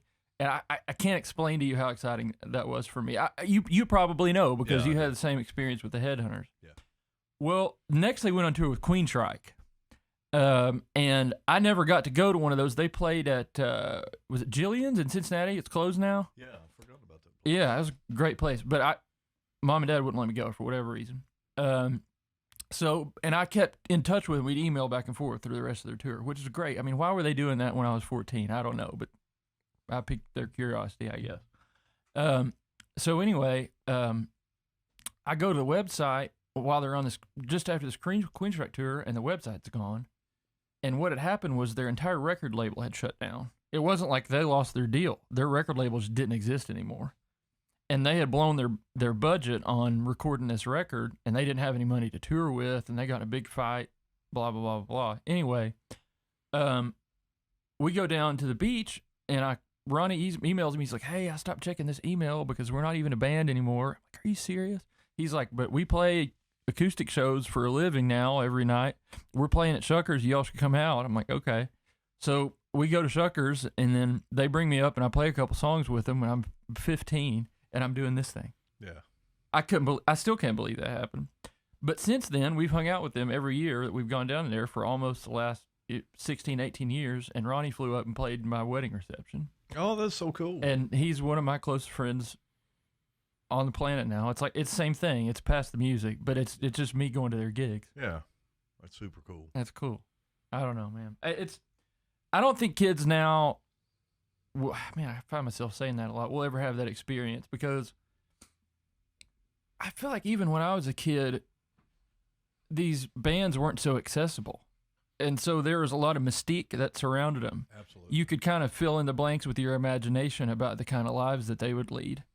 You know, they would record a music video in front of a green screen, and some part of you felt like maybe they really were playing those songs there on top of that mountain. Yeah. Well, I'll go past that even before the video era. So when I'm in love with Aerosmith, they got a record called Live Bootleg. It's a gatefold. You fold it out, and there's probably 30 photographs of the band. So I just sit there while I'm listening to it and look at each one of these photographs a lot. So there's a picture of Joe Perry there wearing his diver's watch, reaching a can of Sprite to somebody. And so you wouldn't believe the thought I put into looking at that photograph, trying to figure out what kind of guy Joe Perry is. Right. I mean, what kind of dude is he? How's it? You never heard their voices. Right. No. I don't know what you sound like when you talk. Right.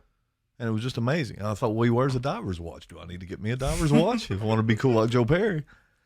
So then when you actually get to the point where you hear MTV happens and you get to hear him talking there, and it's like, oh my God, they have voices. That's what your voice sounds like. You got a Boston accent. How'd that happen? You know, I should have known. But it's just, you're right, the mystique there, you feel it all in. MTV was kind of a good happy medium because you still got that in doses, and it just, to me, it's like appetizer. But it feels like now, like you know, your favorite band has 30 million Instagram followers, and you know what they had for breakfast, and it's just, it's cool. But it's not. You don't the remember same. the Headbangers Ball, do you? I do. So I mean, there would be people set up, man, Yeah. just to get to see that Iron Maiden video because you didn't see it any other time. Yeah. Right. And that's gone, and it's too bad. Yeah. It's all instant now. You can do. I totally whatever you agree. want. I totally Back agree. in my day, Yeah. I can't believe I'm doing that as much as I am. it gets worse. It's only going to get worse. But I think I have legitimate grievances. No, we do. You do and I do. We both do. And now I want to go back to when I was 18 and my uncles were saying all this stuff. They were right too. They were absolutely right in saying this sucks and y'all shouldn't be doing it. So yeah. The music didn't suck. They were wrong about that. No, you're right. But you know what? Here, let me really get. We don't need to go down this hole too far. The singularity's coming. Go as far as you want. Dude, it's game Sign over. me up. I love this. It's game over then. It is game over. And I don't think anyone well, people see it, but we're not talking about it.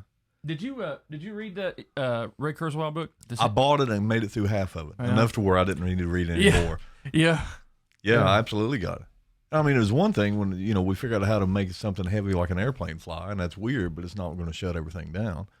And we create an internet where everyone's connected together. It's weird, but it's not going to shut it down. Singularity's going to shut it down. It's almost like we're engineered as a species, like our purpose biologically is to improve technology. Well, we about run our course. Doesn't it? Yeah. But exponentially, the way it's taken off. Go through some cards. I don't want to think about it. All right. Funny gig stories. You know, I can't give you one. I don't have any funny gig stories. Horrible gig stories. You know, let me just lump them together. Just showing up and playing for people who didn't want to hear you and not getting paid. I remember playing one horrible gig in Huntington, West Virginia, and I was super poor then. I mean, we were playing for money just to survive on. And I remember the guy who ran the club sat at the door with his hands on the cash register, down like this. And I remember we're probably in the third set, and no one's coming in the club, and this guy's just going, "Oh God, this sucks, and you suck," and he let us go home early, and we didn't get paid much. And I'll never forget that. That's probably the worst gig ever. What about the 15 Chinese guys that live at the Mexican restaurant in Logan, West Virginia? Or is it Mexican guys live at the Chinese place? I can't remember. It was Mexican guys at the Chinese place. And you played there? Or what was I remember that story. What was the occasion? Man, for the that? hell, you know, I can't really put it all back together now. I don't recall it all. Was Moo Man in this story? I don't know. I was in your freshman class at the time, and you had played in Logan over the weekend, and you spent half of our first period that Well, day. I think the point I was trying to make in class is how, and this was a point where everyone was really being very negative towards people from Mexico.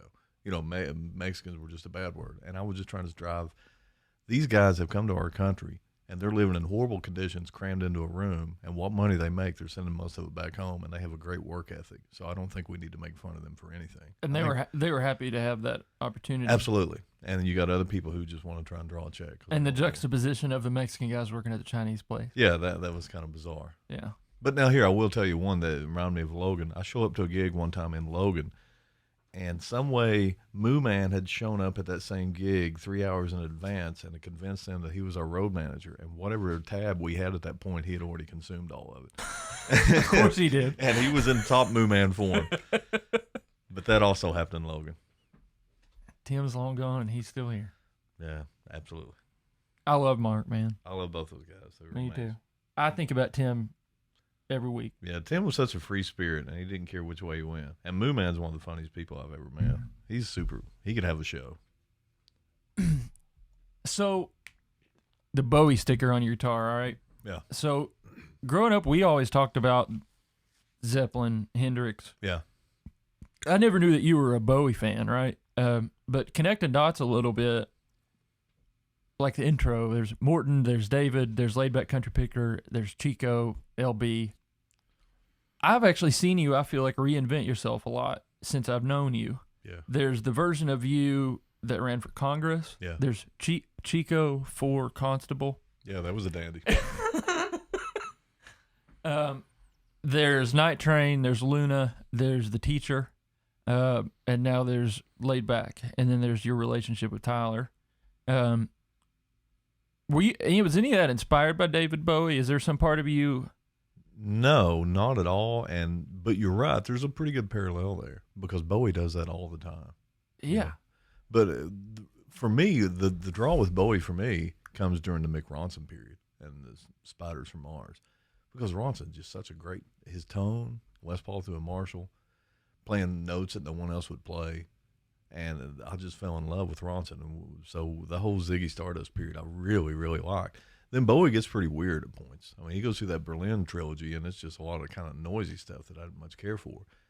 But now that I step back away from it and I just see what an artist Bowie is and how he just sort of, he went where he felt he needed to go. Really appreciate him for it. But, the whole glam thing I love, and Bowie had everyone going. Everybody's like, oh, Bowie's gay. And this and that. Bowie had them all, Yeah. He was taking them all for a ride. I feel like, and I could be wrong about this, I feel like that Coming Through You has hit Tyler. I feel like the video that he just made is Bowie coming through you. Well, I don't know if that's true, but I'll take it. It's okay to be weird. Could be wrong. Yeah, it could be worse. It could be worse. Could be driving a hearse. Yeah. So I was into politics whenever I was in your class. I'm aware of that. And I got a lot more into politics in college once I started studying economics as a degree program. And then... I mean, you read I did read Atlas. You read Atlas Shrugged. You're bona fide. But I feel like we've both moved the same way. It feels like now things are so polarized, nobody wants to even have a discussion. Nobody wants to listen to anything. And I even as ardent as I was about individualism, the Constitution, and all that, I've always been all about trying to find common ground with people where I could. Even on politics. But I think I've just gotten to the point where now I still care about policy and I still care about economics. I still care what's happening to the country. But it feels like I can do more good and I can feel better about my life if I can just meet people where they are and connect with them on the things that we have in common as human beings. Because to me, that feels as, if not more important in the era that we're living in with technology. Can you comment on that? Yeah, I will. First off, I'm to the point now where I'm almost apolitical. And, in my job as a public school teacher, I don't need to take sides. Right. When I'm teaching kids, I need to say, this is how the system works, and let's look at both sides of everything. But I don't need to say, but this is what I believe. Because they're impressionable kids in my room. And so, well, that's what Mr. Prince thinks. That's what I'm going to think. Yeah. And so I try to avoid that at all costs. And with that being said, with social media now, you know everything about everybody. At least you know what they're putting on there. And before, when I met Joe in Hardee's, I didn't know if he was a Democrat or Republican. Didn't care. No, it makes you see people differently. Now you know and boy, there are people so passionate on either side. And you're right. That becomes the first thing. Well, if we can't agree about politics, well, we can't talk about anything. So I just steer clear of it. I don't even want to talk about it. I have friends online who are on the same side I like, and that's fine. I have friends who are on the other side, and I just don't want to bring it up. I never felt like you saw things in a binary kind of way. I don't. I know you liked FDR, and you felt like you benefited in your life from government assistance. I absolutely do. And so there's some sense of identity there for you. But I never ever felt like it was the horse race. Well, too, I'm not saying, well, this is the team, so I'm in. Yeah. I'm not doing that. No, I never felt that way. I would pick and choose from either side and just say, well, these are the things I believe in. Yeah, you liked Goldwater. I love Goldwater. Me too, man. I love him. Yeah. I wish he were alive now. What'd you love about Goldwater?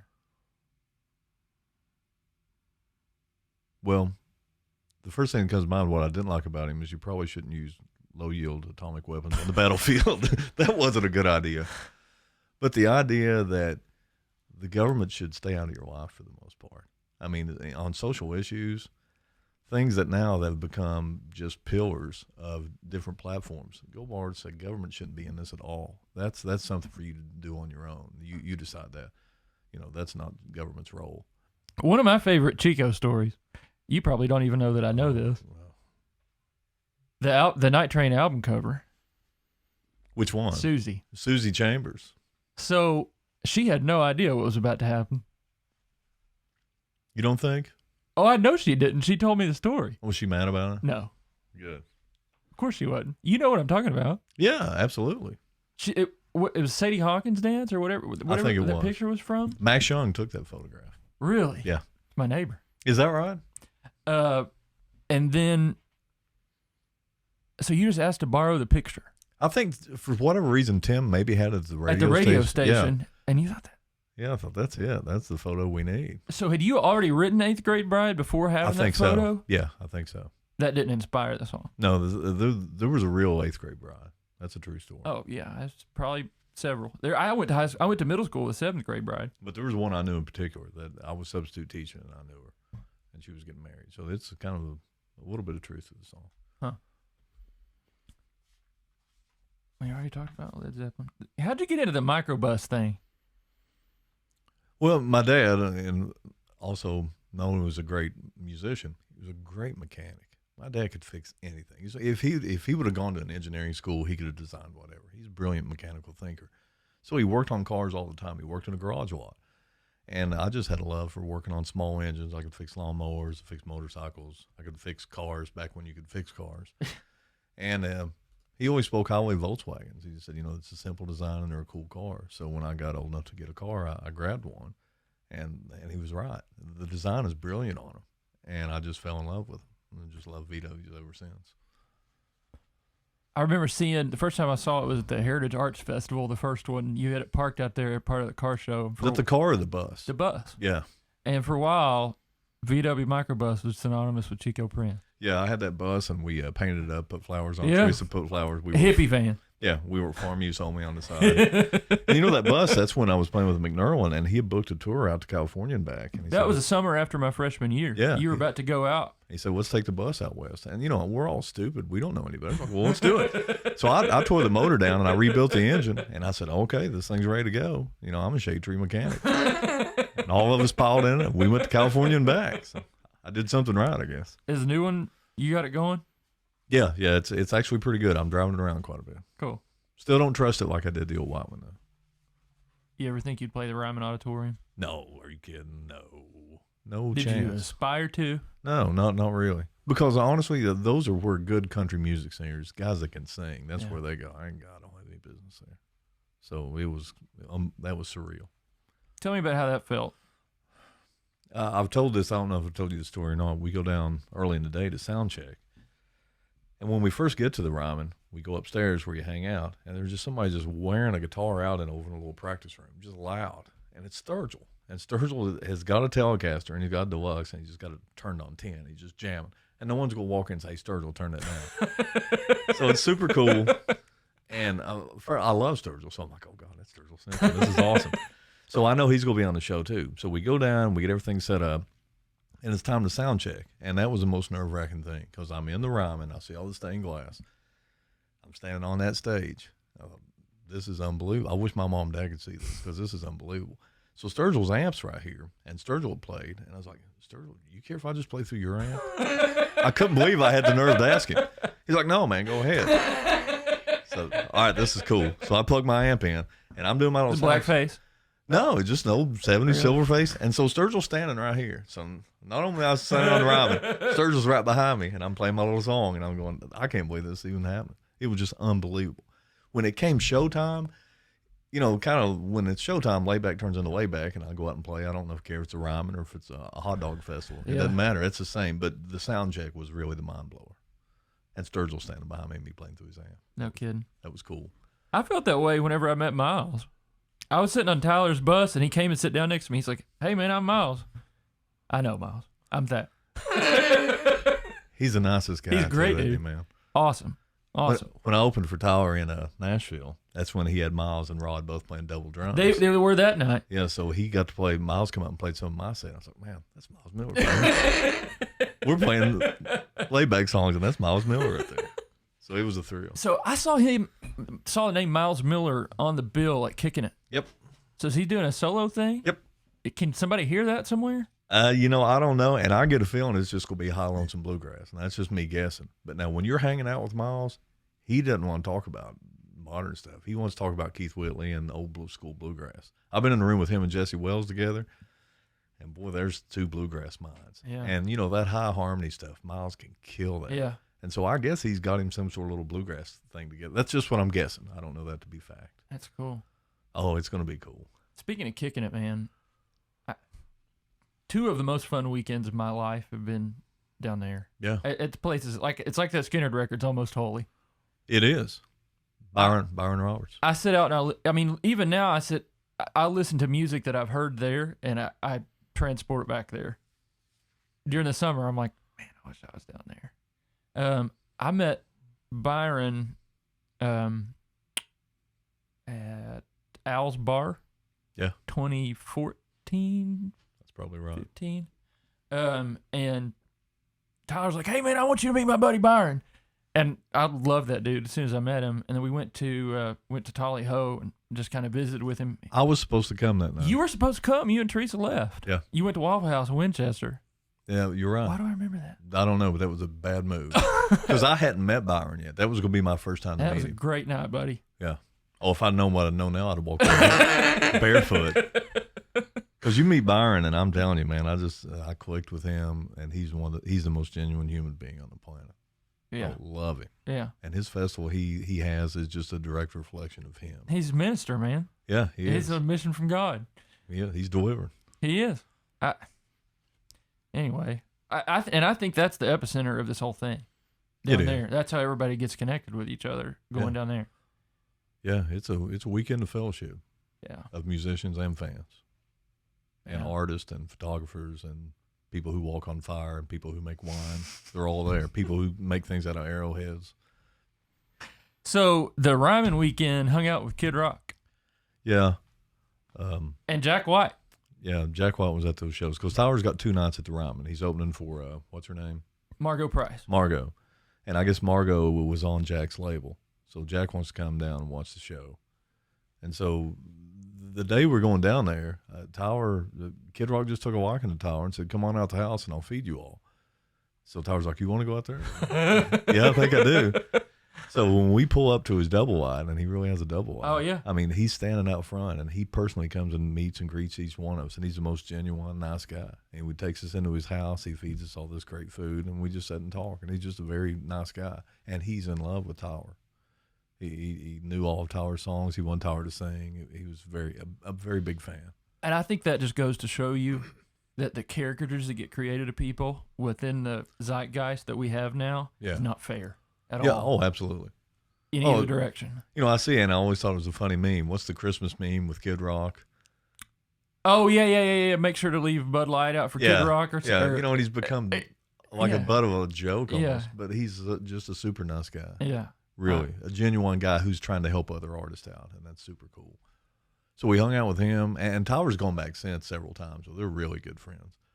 And then, like I said, there was Jack White, and you got to know that Teresa is a major Jack White fan. She loves Jack White almost as much as Tom Petty. Well, I remember you talking about how much you all were into the White Stripes when that record came out. We were. Teresa made Jack White shake her hand. Yeah, Teresa tracks him down. He's in the Ryman trying to be off to himself, listening to Margot soundcheck, and Teresa goes right up to him and sticks her little hand out. It's like, I forget what she said to him, but she just had to meet him and shake his hand. And he loved her, right? How can you not love Teresa? No, I think Jack White was a little taken. He's not like everybody else. Really? He wasn't mean to her, but I think Teresa said she really felt bad that she forced him to shake her hand, but she did what she had to do. I'm going to put these on the table. All right. We've already talked about these. And if anything grabs you,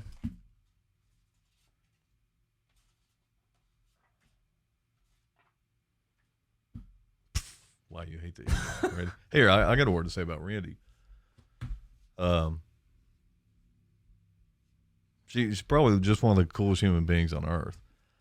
And she's super funny. She's a brilliant teacher. She really gets my sense of humor. And when we get together, there are just things like we almost just have to say little code phrases, and we know what they are, and we both just die laughing or whatever. I've never felt any closer to anybody than I do with Randy. She's just an amazing person. Can't imagine raising a boy, because now she has 2 boys, and I watch her and what you have to do to raise a boy, and I'm like, my gosh, that's hard, because she was never difficult like that. I'm just so proud of her, and she's just probably the greatest thing I ever achieved was to have Randy. She's just amazing. Rick, I've heard a lot of Rick Fraser sermons at this point. Yeah. One of his go-tos, other than hating raisins, is he said, I had 2 boys and 1 good kid. Yeah. And actually, that wasn't fair. That was too country. Sorry, Rick. Yeah. Well, and it's not that her boys are uber mean. They're just boys. They're just boys. And boys don't act like girls do. And it was just so easy to raise her. How does it feel to you to be a papa?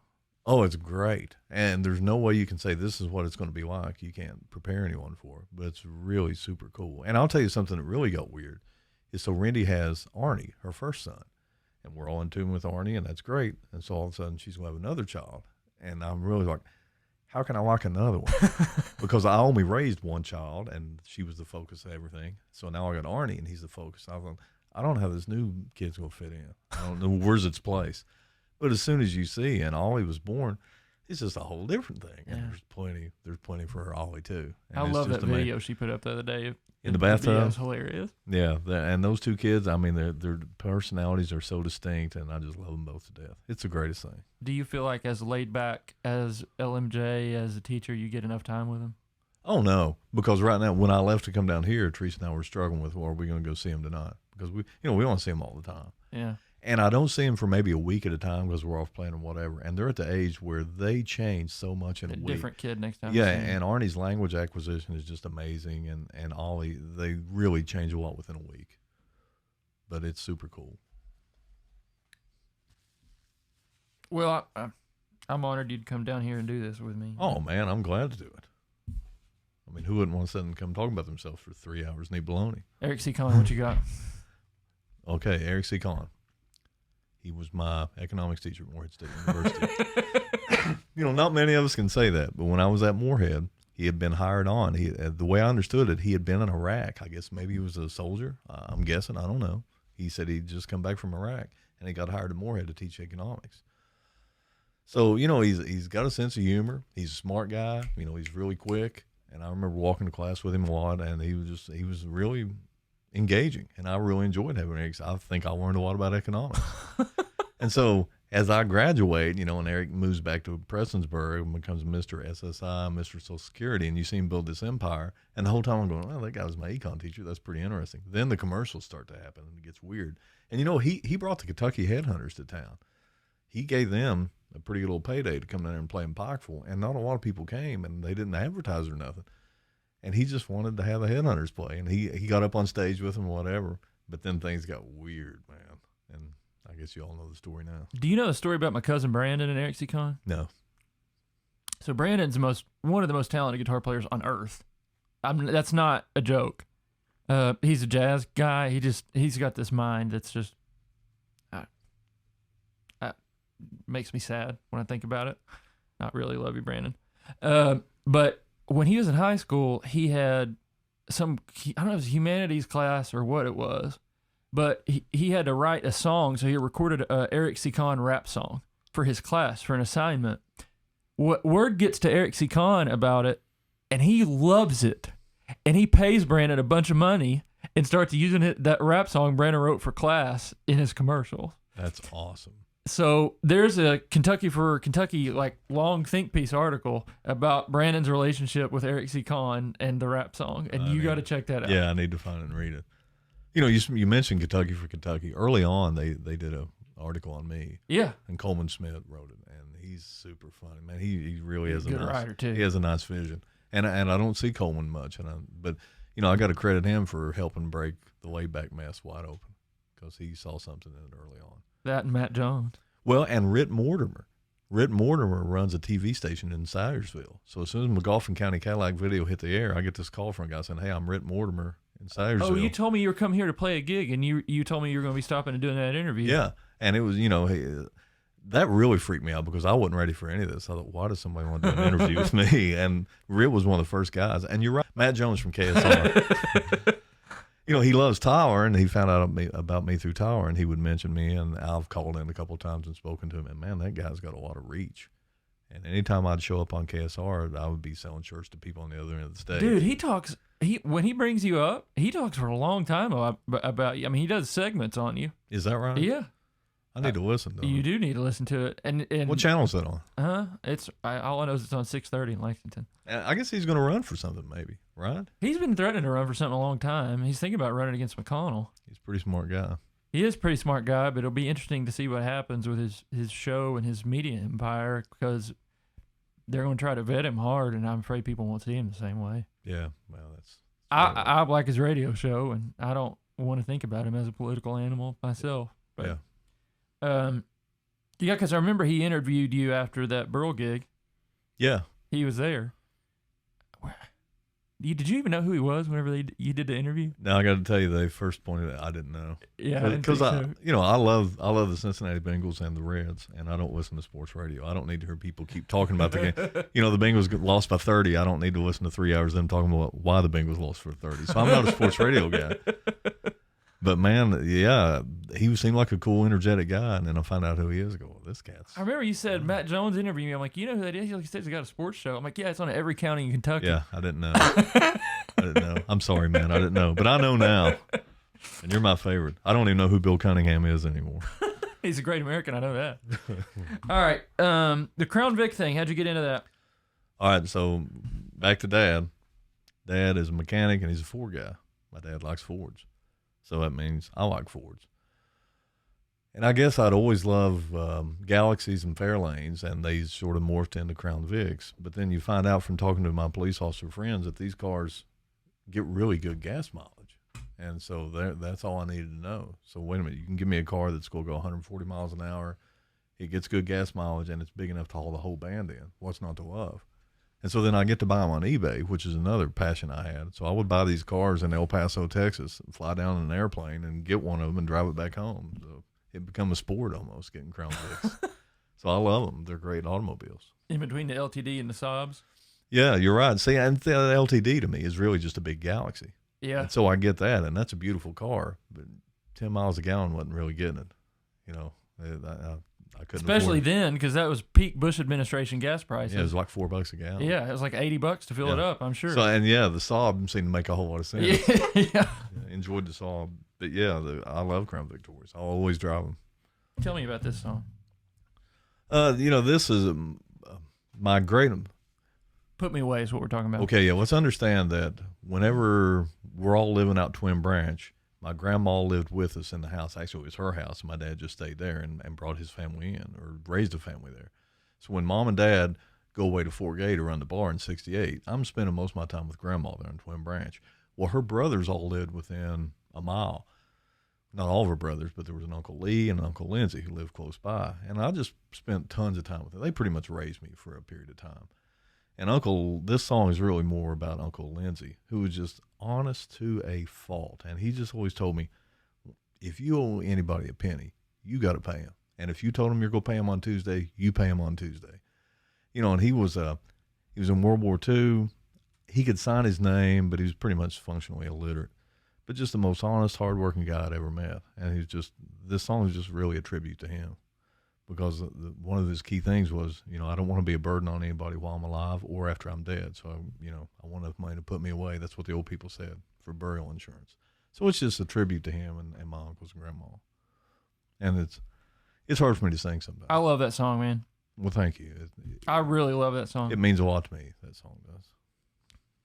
Did you ever think they'd write about you in the Rolling Stone? No, see, that's just another thing. It's just, and all these weird things you ask me about, and I just got to tell you, it's Tyler Childers. If Tyler Childers didn't run me up the flagpole, this stuff I wouldn't be in Rolling Stone. He's just way too good to me. Don't say yeah, you would, because I wouldn't. Tyler makes all this happen. That's not what I was going to say. Good. What I was going to say is he could have run somebody else up the flagpole, and it wouldn't have taken on the way it did. I'm glad he did me. Me too. I don't know why he did, but I'm glad. Not hard to figure out, I don't think. But, people like John R. Miller, he loves John R., and he'll promote John R. at any turn he can get, and rightfully so, because John R. is super talented. Well, when they played in Atlanta, I think probably the whole tour they were doing this. He was playing bass for Billy Matheny, and Tyler always made John go out for the encore, and John had to play his song. Yeah. He's one of the best songwriters, I think. Oh, he's brilliant. Around now. Anywhere. Yeah, he's brilliant. Unbelievable. But Tyler just does that. He pushes people from back home all the time. It's amazing. He doesn't have to do that. Well, I remember when his record came out, they were interviewing him, and they asked him, Tyler, where does this sound come from? Who are your influences? And this is on some news channel, Alphabet Network news channel. I don't remember what it was, but I remember watching the interview, and I kind of expected him to say Bob Dylan and Drive-By Truckers. But he said Night Train, Luna and the Mountain Jets, and he always does that. And I love that kid, man. Yeah, That's super cool. Yeah. Because I think you see a lot of country music highway people have quote unquote made it, even though that doesn't mean what it used to. Yeah. But I've never seen anybody try to take everybody with him like Tyler does. He absolutely does. He needs a big buzz because he's taking a lot of folks. That's right. So there's a short blurb you do in your act on this dude. Yeah. Do you have anything else above and beyond that? You know, Jim Frank, and one thing about the whole Jim Frank bit is, I always make it a point to talk more and longer than what the song is. I wanted a song under 60 seconds, so I talk about it for 3 minutes and a 60-second song. But Jim Frank was a phenomenal guy, and everything I say about him is true. He just worked in town. He did metal work and stuff, welding, whatever. Just the sweetest guy, just a sweetheart. And then I really found out that he was a trained musician, and he didn't really have to do this. He could have probably made a good living doing that. So for people who've never seen you, this is a dude who went to Juilliard School of Music. Yeah. And a phenomenal player, and worked on cars in Fallsburg, Kentucky. Well, actually, he was in town. His garage was right in the middle of town. Is that the Comptons? Yeah, that's Jim Frank's. Huh. So he would come to some Night Train shows every now and then, and I was like, what are you doing? And after I found out he was a musician, and he appreciated what we did, even though I'm sure it wasn't his cup of tea, he was very supportive. And just what a sweet guy. Just a really nice man. I vaguely, very, very vaguely remember hearing that name. My dad took him, but Dad would get stuff fixed all the time, and I would go down there, and he always had a stuffed wildcat that was up in his window, and it was just the thrill of my life to see that stuffed wildcat at Jim Frank's. And I'd like to know what happened to it. How'd you get hooked up with Jesco White? Well, I guess it's during Night Train days, and John Gostovich was in Night Train, and John Gostovich was super smart, and he was always into the underground pop culture stuff, and he would turn us on to it. And some way he had gotten word there's this character named Jesco over in West Virginia. We got our hands on a VHS copy of the first Jesco documentary. Wonderful Whites of West Virginia. Oh, no. This is called Dancing Outlaw. You gave me that tape. Yeah, so it's just Dancing Outlaw.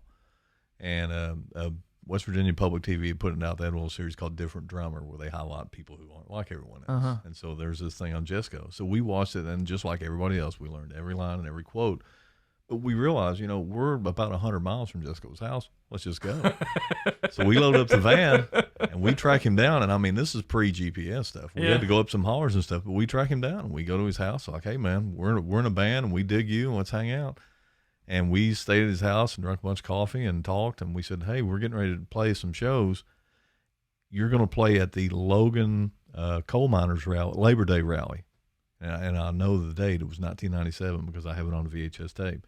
We said, we'll be your backup band, and you perform, and we'll play behind you. And we talked him into it. So we went to Racine, West Virginia. I said, Logan, but it's Racine. And we played, and Jesco sang and danced and stuff. And then we had some shows at the Empty Glass in Charleston.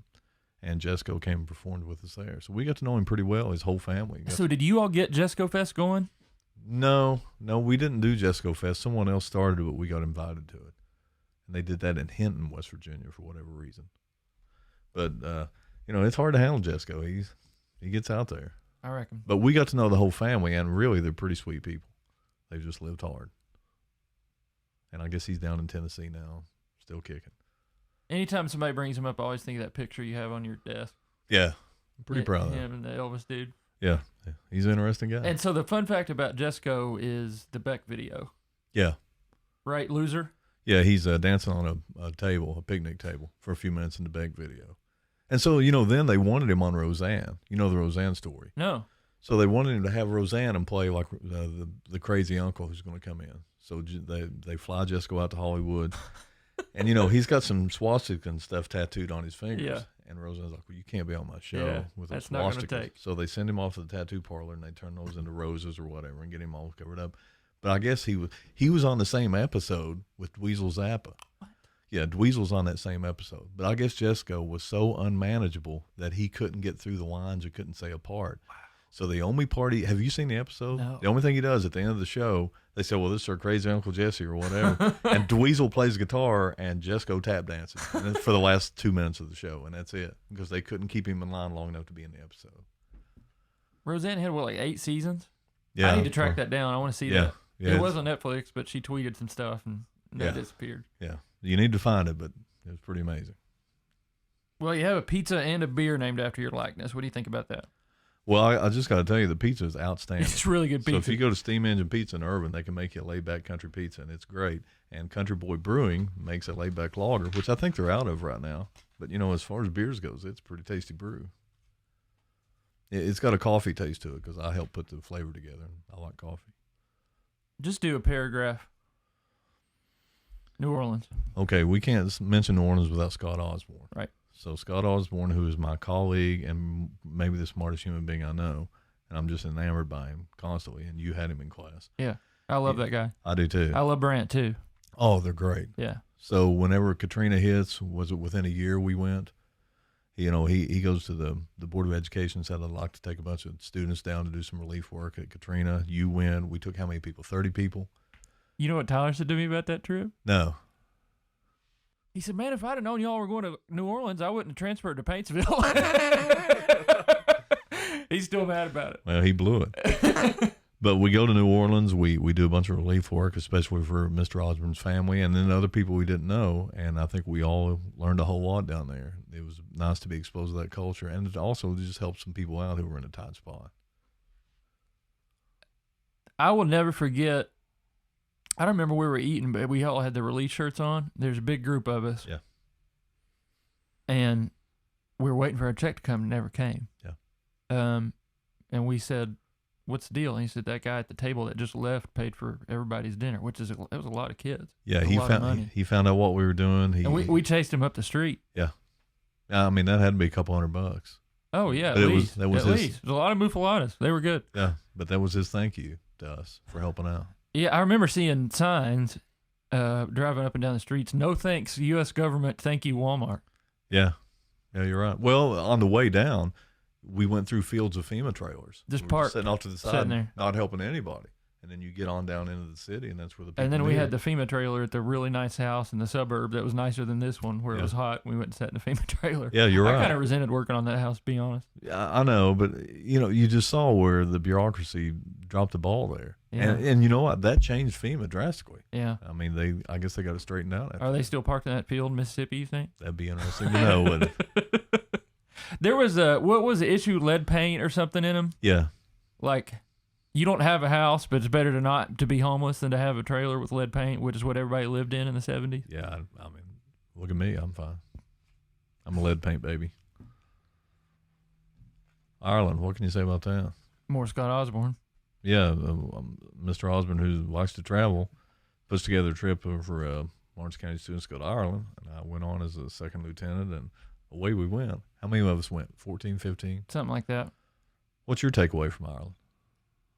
Well, first of all, now that I'm 30 plus years old, I cannot imagine being as bold as a teacher to say, let's take 20 of you to New Orleans. We're going to go to the French Quarter, and all right, everybody, be back by 10 o'clock. Yep.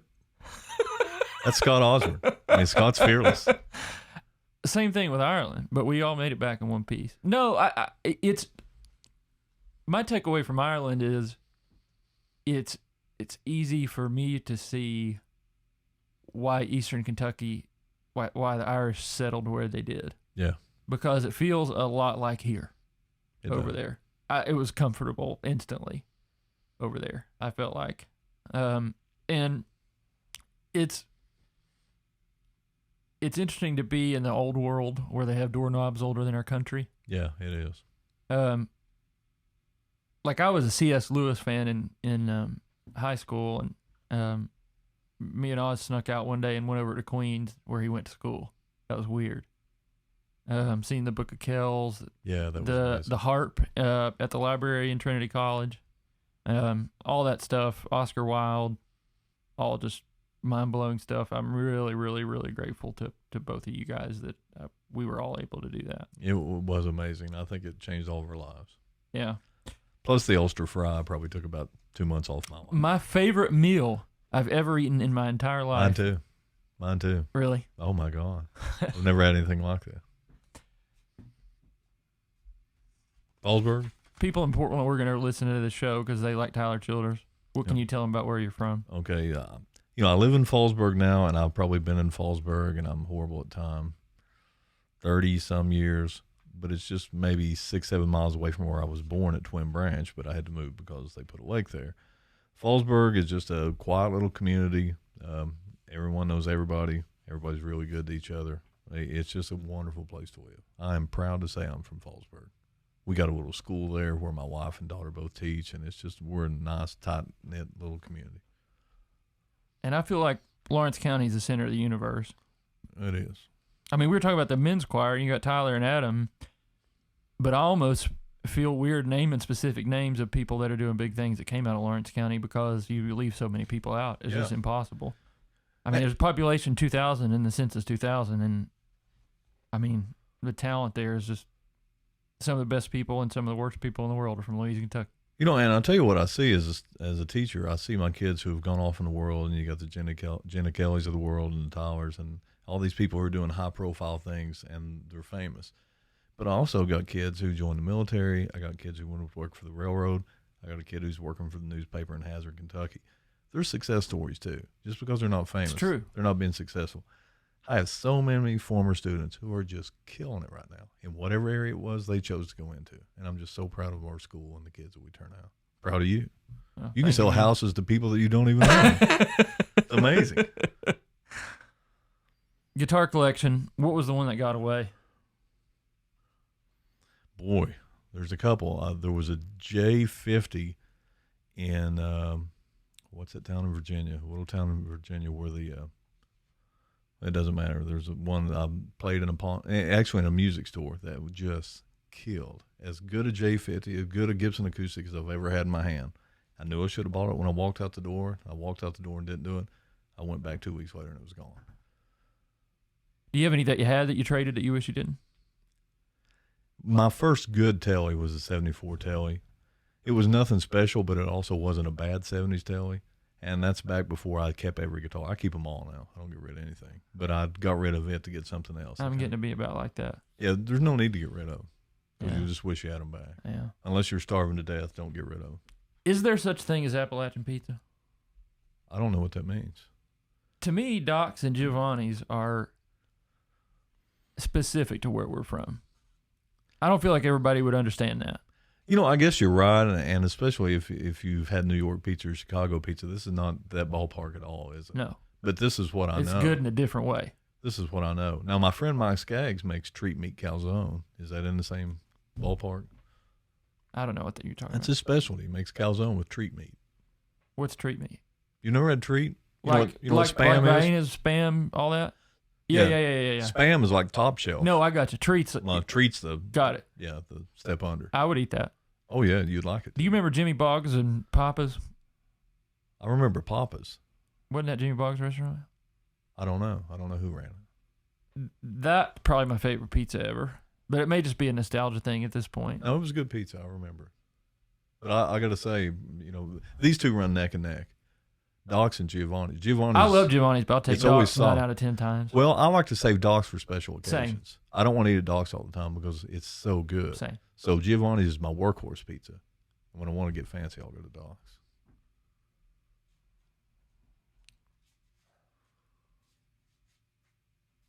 That card said Byron Roberts. It did. I love Byron Roberts. Me too. Man. That's about it. We covered it all, didn't we? Let me press the button because I got an idea.